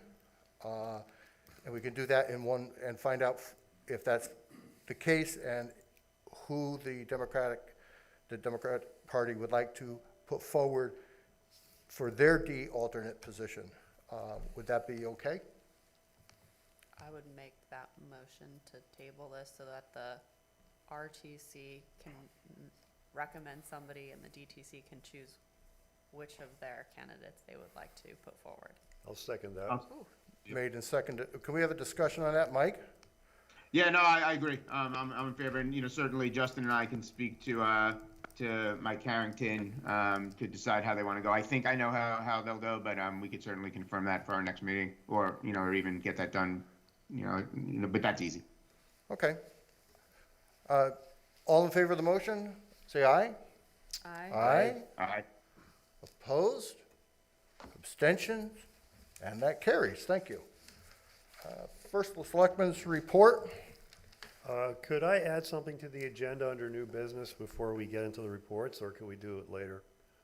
You want to make a motion, George, to add something to the? Yeah, I'd make a motion to add a discussion on the town manager situation, or the question, the option, and simply to propose it, to add it to next our next meeting agenda. I'm not looking to discuss it today. I just wanted to get it into the next meeting. I'm not sure the best way to do that, so I'll make a motion to do that, and Jason, you can shoot me down if you want. Like you usually do. There's a motion on the floor. Do I have a second? I'll second it. Okay. I thought we, Discussion. I don't have an issue, but I thought we discussed at the last meeting, whoops, Ooh. that it would be on a, agenda after the budget, which would be the next meeting. I think that's literally what he just proposed, that he just wants to get it added so that it will be on for next meeting's agenda. That's Yeah. all I'm That's proposing. all he's saying. So, I'm not shooting you down, I just, there's always a question about when the. I just agendas come out. figured tonight, frankly, I thought tonight would be late enough without, you know. No, I don't Hey, want I to get think into we're the doing pretty good. discussion. It's I only just, 9. Well, I know, who knew? Who would have ever thought? I would, Look, I have no so problem with us we'll put it adding on. I it mean, to the next meeting. all in favor? Yeah. Yeah, Aye. Mike, go ahead. Yeah, no, I was gonna say, I don't think it requires, you know, us to vote, but if George feels more comfortable, let's go ahead and vote. I'm fine with it. My only question is if you made the motion to add this to new business, we would then also have to make the motion to table this, so, Or withdraw. no, And I'm we'll just fine put with it- adding it, but If I'll you- follow up and make that If you motion. just want to withdraw it, then I'll just, I'll withdraw the motion. we'll put it on the next meeting. If we have a commitment to put it on the agenda. I just No want it. problem. Well, I think could we do, make a motion to add the discussion of town manager to the March 18th agenda. I don't think it's necessary. Hit the motion. What's that, Mike? I believe Emily just made a motion, so. She just made a motion. I think that's what George is after, so We have if we just motions make made, that we have motion, motion. so let's go back. The motion was withdrawn. George's motion withdrew the motion. I think George said he's okay with the commitment. I think all of us are saying that we want, that, let's talk Yeah. about it Yes. March 18th. So it'll be on the agenda. If Jeff Great. doesn't put it on the agenda on March 18th, you know, Right. he's gonna have 5 angry people. Because for me, you know, the biggest thing for me, and the reason why I don't like adding things to the agenda the night of the meeting, especially late in the meeting, is I want the public to know what we're talking about. Correct. So, especially if we're gonna talk about something of that significance, so I'd prefer that it just go on the agenda the next meeting, so it's noticed and people know. And I don't think anybody's proposing to talk about it tonight. No, If it's added to the agenda, let's just, I'm it'll be not on there. very good with the Roberts rules, formulas and whatnot, so I have an idea of what I'll have it I'd on the like to next get meeting. done, but I'm not sure exactly. I'll have how it on to- the next meeting. That's work on the it record. through. I'll have it on the next meeting. One question on that I'll throw out also is the format of the discussion. Do we want to invite the former members of the Charter Revision Commission to come in and speak publicly about their views on this? I'm not sure how we should do that. I mean, you're asking to bring people who were already there and asking them to come out and speak. I think they already spoke at the charter revision. Mike, did you have something? Yeah, I'd make a suggestion that we use our next meeting to develop and build and align around the plan of action to further explore, to really dig in. This is a more than one meeting, topic without question. So I think, my recommendation would be, rather than inviting them to this initial meeting, let's use this meeting for the 6 of us to develop a plan of action, vote and align around the plan of action, and the next step may well be what George is recommending. Because even when we had the initial discussion on this, I think we thought that would be a good idea. So I just think let's use our next meeting topic to align around the plan that we're going to use to begin digging into this issue, because this is a multi-meeting, long issue. Towns that have gone through this have spent an entire year doing this. So Yeah, and whatever happens from that, the Board of Selectmen can, I don't even know, you'd have to open up the charter to do that. So there's a long process if that's what the board wants to do. Okay, so it'll be on the next meeting. We'll get it on under new business, Betsy, notes, no problem.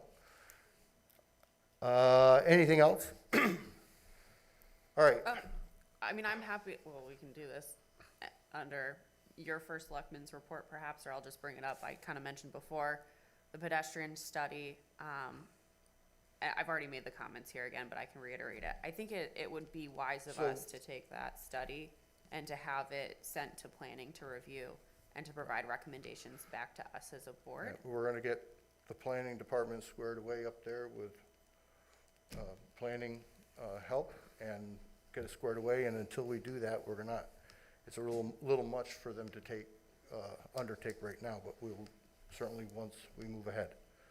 Yeah, I think it's just, we've had this for quite some time now. It hasn't been sent to them yet, so want to make sure that this is going to happen in the future.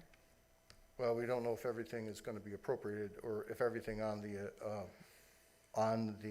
Mylona McBroom pedestrian study will be done. No, I don't think anybody's saying that. What I'm saying is, we've had the I pedestrian hear what study you're for how saying, yeah. long? And So- it's never been sent to planning, so I'm just saying, I think we should do that. Right, because when we will get a planner in place, we're getting a planner in place, and we'll move forward with that.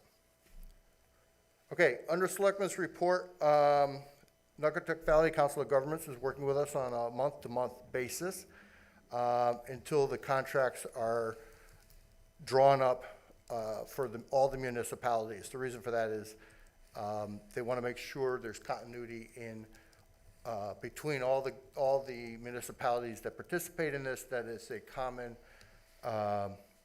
contract, not each one having a different contract, and for a number of reasons. And the planner has been in from the Council of Governments. It went well. I spoke with the chair of planning, and he seems to think this is going to work well, and that we've invited the chair to come in and meet as soon as possible, next time Keith is in, to meet with them. The new planner is looking at the RFPs currently for us for the plan of conservation developments that came in, and we'll be working with the town, the planning commission, for recommendations on how to proceed with those RFPs. As everybody knows, COVID has impacted the town, the library. There are some people working, but it's not open to the public, and I would ask the public for patience with that and understanding. We hope to have the library back open to the public on Sunday. As you know, we've put a lot of protocols in place. We've got the air filtration system that has been installed. Thank you to the state government and the governor for that. And we have all the shields in, so I think we'll be okay, but out of abundance of caution with the public and the elderly, that we leave it closed. Again, Public Works was also impacted. 4 people are out, and depending on COVID testing and exposure and what their tests come back, we'll see how that comes back. And like I said, thankfully, the weather seems to be holding pretty well. The salt shed is being replenished, and I'm hoping we don't need to use any more, but it did get down to the final grains of salt. But we're okay. Salt was in short supply. Every municipality was clamoring for it, and they were distributing salt as fairly as they could to all the municipalities to keep us going. We have set up a group for interviewing candidates for the Department of Public Works Director. That will be Ed Nagy, Dick Hill, myself, and Dan Colton to get that going. Reports from liaisons. George, do you have reports? I have a few questions for you still, Jeff. Oh, go ahead. One, Jeremy Swamp Road Extension. I know that came before the board quite some time ago. We made a recommendation to send that over to planning. My understanding is that planning has made a recommendation on that and hasn't come back before the board. So I'm just curious as to when that's gonna come back before us so that we can review their recommendations. So first thing we need is a detailed description. So as soon as hopefully the weather clears, we're having pricing back from Summers and Associates to do a survey to determine, there's some cases that our town attorney brought up to us that you really need to do a complete survey, a definition of the property, so that when you do this, it's specific to this. If not, there's a court case, and it was hundreds of years later, it became a problem. So there's 2 surveys that I need to get done, and that's one of them. So once we get that survey done, then we'll move forward with the description, and we'll get that done. Great, appreciate the update. Another question I had, 2 meetings ago, you felt at the last meeting, we would bring up the executive session that was delayed on Ichabod Road. I still don't see that on this meeting's agenda. I'm just wondering when we're gonna talk about that. At this point, we're waiting for, Justin was part of that and economic development, and they want to make sure that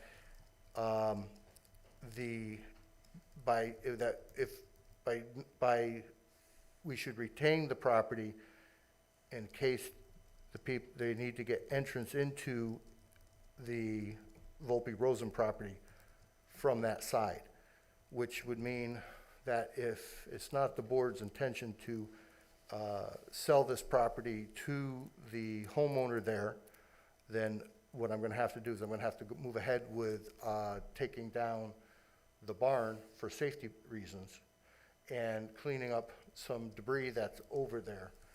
And instead of selling this, where the gentleman would probably pay us for the property something and rebuild the barn and keep the barn. But Justin brought it up that there could be a concern. So as we go forward with RFPs and about the Volpe-Rosen property, if one of the ways into that property is through that gentleman's house, then they would have to then buy that property from them. So at this point, Justin brought that up to me, correct, Justin? Yeah, Jeff, I'll jump in. Thank you. The concern, as Jeff is getting at, is I think, personally, I'd like to see what the brokers that we interview think about us, carving off the first piece of that property and selling it before we look at, the marketability of the total. It's this particular piece is not like most of these things that come to us where somebody wants to buy a 50 by 100 lot that's next to them up on Berkshire Road. Justin, can you get closer to the mic? Yeah, trying. Is that Sorry. better? Yeah, that's better, thank you. Okay, sorry. So this isn't like the typical transfer where we sell a 50 by 100 lot on Berkshire Road to the next door neighbor. I think we could be setting a precedent here, and we could also be cutting our nose off potentially. And I just think there's no rush to do this. We should hear from a professional before we do anything. Fair enough. So my only thing is the homeowner did bring to our attention, which frankly, a lot of people, we didn't really realize that there was a barn there and it's in pretty bad shape. So he had visions of redoing the barn, but if it's, we're gonna take a look at that and decide whether we need to take that down. And we had gotten quotes, that's why I had gotten quotes of the cost. And, it is right next to 84 also, but, so we're gonna hold off on doing anything right now? Any other question? 2 more. Through the budget, and I said there was kind of a couple things, pedestrian study was one of them. But I think going through the budget process, it just opened my eyes up, like we have this looming River Road, we're funding the engineering.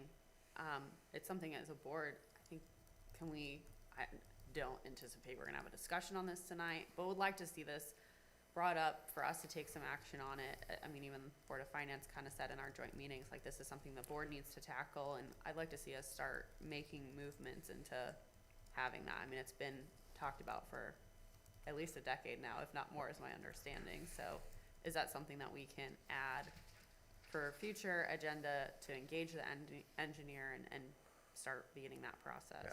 So one of the issues, the big question on River Road is the width of the road.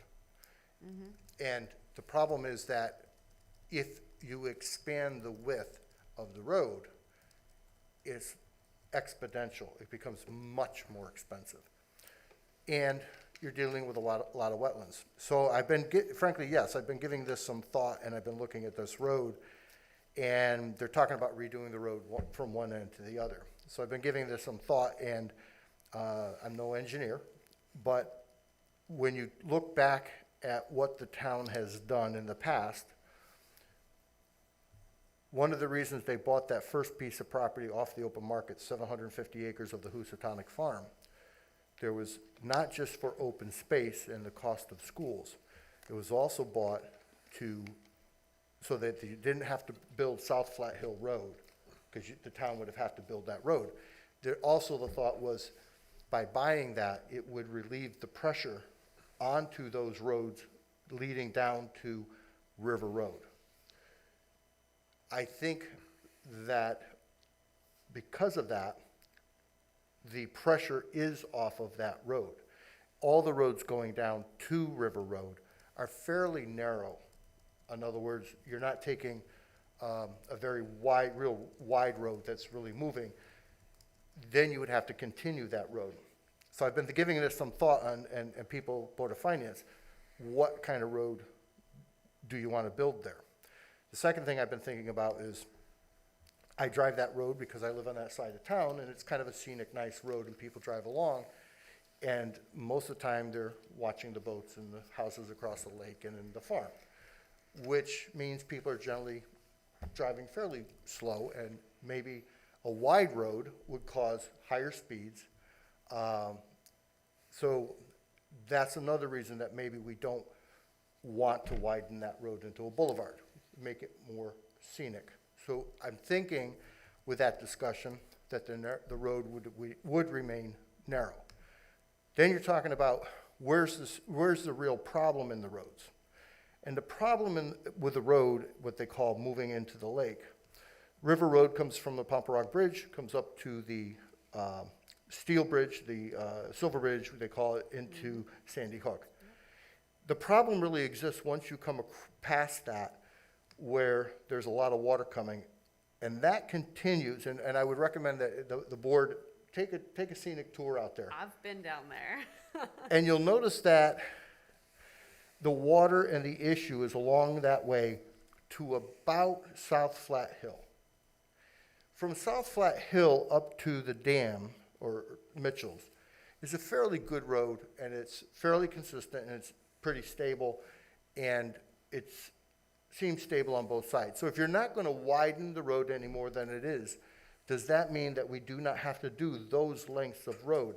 Just the piece of the road from the Silver Bridge approximately to the South Flat Hill.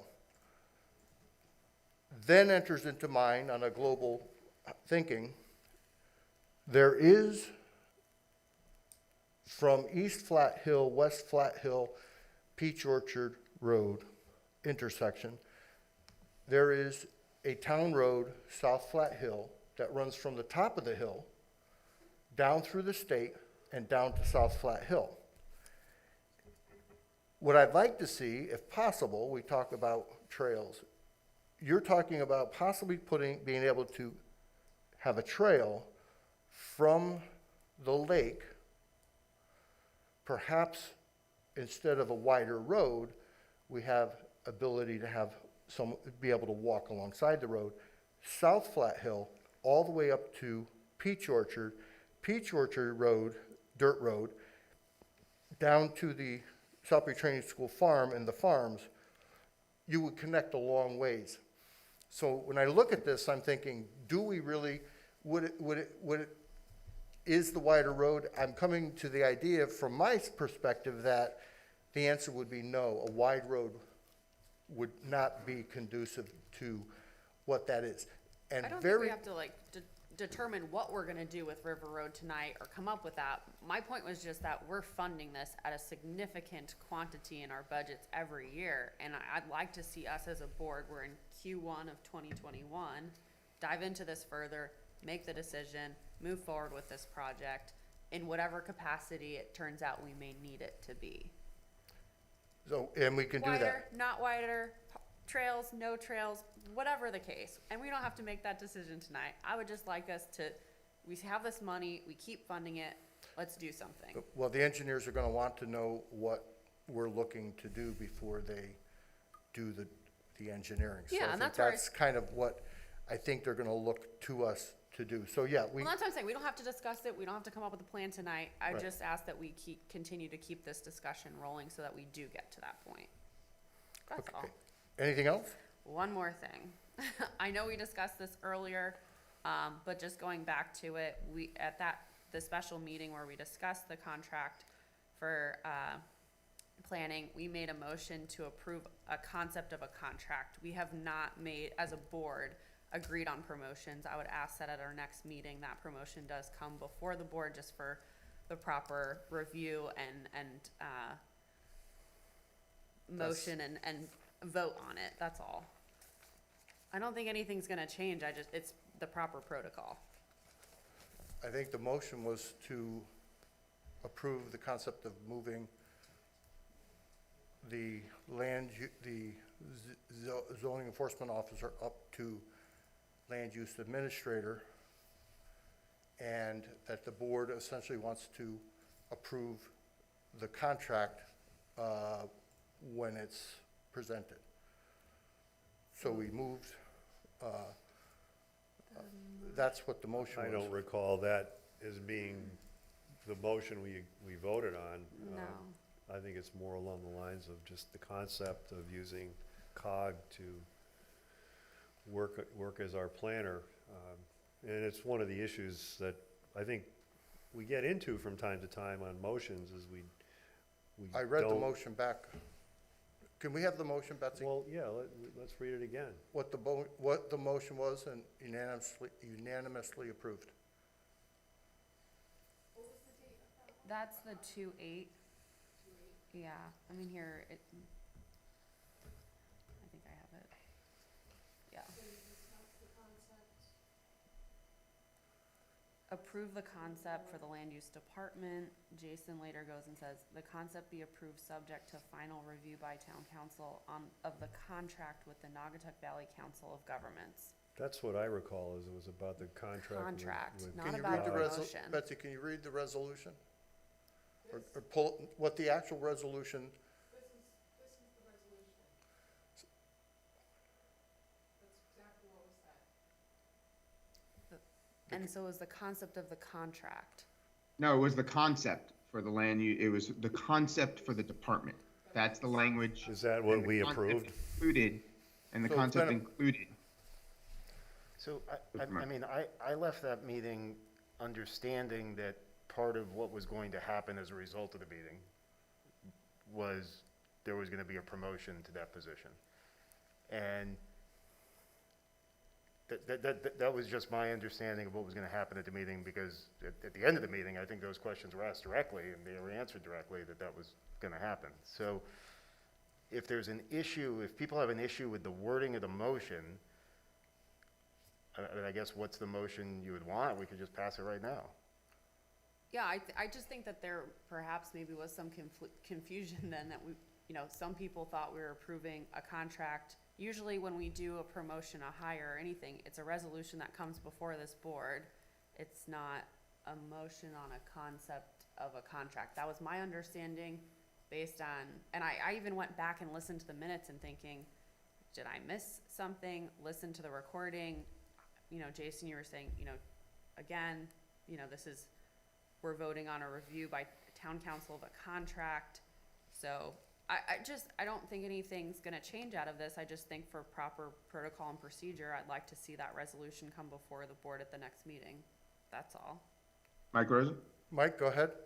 Yeah, I actually listened to after Emily brought up the points on her at our last meeting on the minutes. I also listened to that meeting, and I was like Jason. I left that meeting crystal clear. We voted on the overall concept of what we were going to be doing with the land, with the department, and that included both the work with COG and the promotion.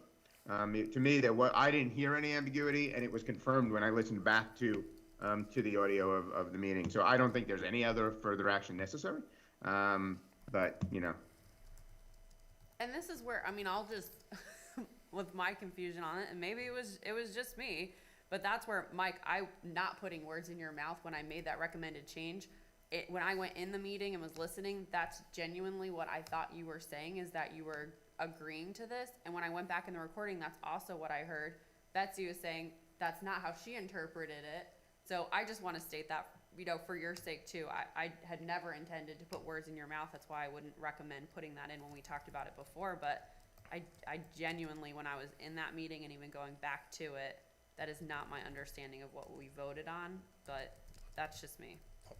I don't have any problem with what the concept was, and all the different things we talked about. I was part of the group that put that together, and I was totally behind the recommendations of that committee, of that group. But I gotta admit, when I came out of that meeting, I was very confused about what we voted on. It wasn't clear in my mind. And it was a little troubling. I mean, it was, like, I agreed in general with everything we wanted to do, but when I came out of the meeting, I was confused about what we voted on, and there was a lot of discussion back and forth. So I don't know, I didn't have wasn't clear in my mind. So, but what I'm hearing here is everybody is essentially okay with the concept I'm okay and with what the we're doing. concept, yeah. And that's what we've accomplished in currently working month to month with, until the contract is developed through COG so that it's all common, and then it'll be brought to the board for approval for that contract, which is a 30-day, 30 or 90-day out. 90. I forget. 90, you said 90. Yeah. Yeah. So if I'm hearing this correctly, correct me if I'm wrong, nobody is objecting to what has happened. You have concern over the words used in the motion. It's a technical procedural objection, not a substantive objection, because if it's substantive, we should hear that. I think yes, I think what we're saying is, from my standpoint, if we all didn't think that we agreed to the same thing, then why not just make it official completely, so that we all feel like we voted on every part of this. That was just, I don't think, like I said, I don't think anything's gonna change coming out of this. I just wanted to see it where we all feel like we've done the same, we've all come to the same conclusion, and what I'm hearing is George and I don't feel like we came to that in that meeting. Justin, how do you what's your takeaway on what the motion was and the concept of, and what was done? I mean, You know, I thought we were moving Jessica forward. So I'm fine with what happened. And away we go. Okay. All right, anything else on this? All right, George, you have any other, or Emily, did you have any other questions? That was my last one.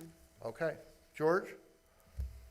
The Energy Task Force, mostly Chuck Liddy and Tom Connor, have been working in the background trying to get things going on the RFP. I think we're going to get 2 proposals on the RFP, one from Solomon and one from Davis Hill, I believe. Is that the name of it? Yeah, they're telling me that they're expecting something next week. One of the concerns has been that the amount of energy we're trying to acquire through this BNM process is on the low end. So there was a reach out to Region 15. Tom Connor called Region 15, but they didn't respond back to him. Chris Whitman, the Solomon guy, suggested that we partner with Newtown, but I think everybody, I see that as just a quagmire, getting involved with another town on anything like this. So I suggested that not be pursued. So we'll see what comes out of it. There is less optimism right now in my mind on this than what I felt a couple of weeks ago. Dan, you worked with CCM on the power, and turned out that wasn't such a great. Yeah, it ended up that the prices that were quoted by CCM were kind of a teaser price. They weren't the prices we actually received. So, in talking to a few people, if you read the fine print of their contract, it says they have what's called a pricing day. And the pricing day is based on our usage, which wouldn't get us that 6 cents, it probably gets where we're at right now. So that's not gonna pan out apparently. An addendum to the RFP was also posted with a higher megawatt usage rate. So anybody who wants to see those, they're on the town website. Police radio task force, I don't know what's going on with that lately. I know there was some meetings with potential vendors. We've gotten some questions in from vendors. I think Steve is working on some responses to them. And then I think we're gonna have another meeting. I don't know exactly, George, I get that number. Strategic Plan Commission, we've seen their presentation tonight on STS, and we have some work to do on the questions. Mobile Telecom Task Force, I've been talking with Joe Ruggiero in some detail about this, and I'm leaning towards putting together an RFP to put out for a cell tower at the Purchase Firehouse. Now, I assume we own that land, and I assume we own the firehouse as a town. I don't know if is that true, Jeff, or? I'd have to check. I'm sure we own the property. There could be some encumbrance with, I think that originally was state property, that you'd have to look into that, what that was. And you also have to look into who owns the current tower. If you're talking about changing that tower, you may have to buy them out. Because I don't know, Dan, do you know if we own that tower? Or if it's, we're collecting money on it. So that would get we'd have to know that and see between the ownership of the property, if there's any restrictions, and who owns the tower, and if there's any restrictions. I know the company that owned it was talking about building it, a bigger one, and then they didn't do it. So I would assume that maybe not, but I think they own it. So you would have to get them to buy them out. That could be a problem. We'll have to look at it. The concept is to build a taller tower at that location, and that would potentially solve a lot of the mobile telecom issues on the Purchase side of the town, which are where the biggest problems are with mobile telecom. And it would also provide reach into Roxbury and Bridgewater. It's a pretty high location, and if you add a little height to the tower, it's a really good location for a tower in the sense also that I don't think there's a lot of houses in that. No, there's not. There's very, very few. I couldn't even see any there. So that's what Joe and I are thinking is maybe the quickest way to solve our telecom issues on that side of town. But there are some questions, as you say, Jeff, that we don't have answers to right now. IT steering, there's nothing. Road study, nothing. That's it for me. Justin? You still with us, Justin? Yes, hello. All three of my committees are meeting next week. They have not met since our last meeting. I do have a quick update from Kevin. There's, movement on all of the new tenants that we've heard about for the past couple weeks. Things are progressing. And biggest economic development news of the day, obviously, is the governor announcing that, the state's basically opened back up completely on March 19th. So that's great news. Okay. Anything else, Justin? That's it. Thank you. Selectman Bucksbaum. So Historic Tree met on Tuesday. They spent some time discussing their Adopt a Spot program. They're going to look at the zoning requirements and restrictions to their signage and see if they can enhance those a little bit. And I have a to-do item to talk to you about the islands off exit 15. So we can follow up on that over the next week, trying to make a determination as to what the town wants to do with those, and if not, then what the next steps are with the state. And then the big part of the discussion was about Arbor Day. This is the committee that that puts on the Arbor Day ceremonies every year. And they're considering a variety of, though with the governor's announcement, it might change some of this. They're considering a variety of, alternatives to a gathering of a ceremony with planting like it's usually done. And they're actually going to get in touch with the schools and see if something can be done educationally through the schools, and then perhaps do a virtual, more limited ceremony that can be live streamed. And that's sort of part of our Tree City USA each year, is you need to, you have to have an Arbor Day ceremony, which is good because we love our trees in Southbury.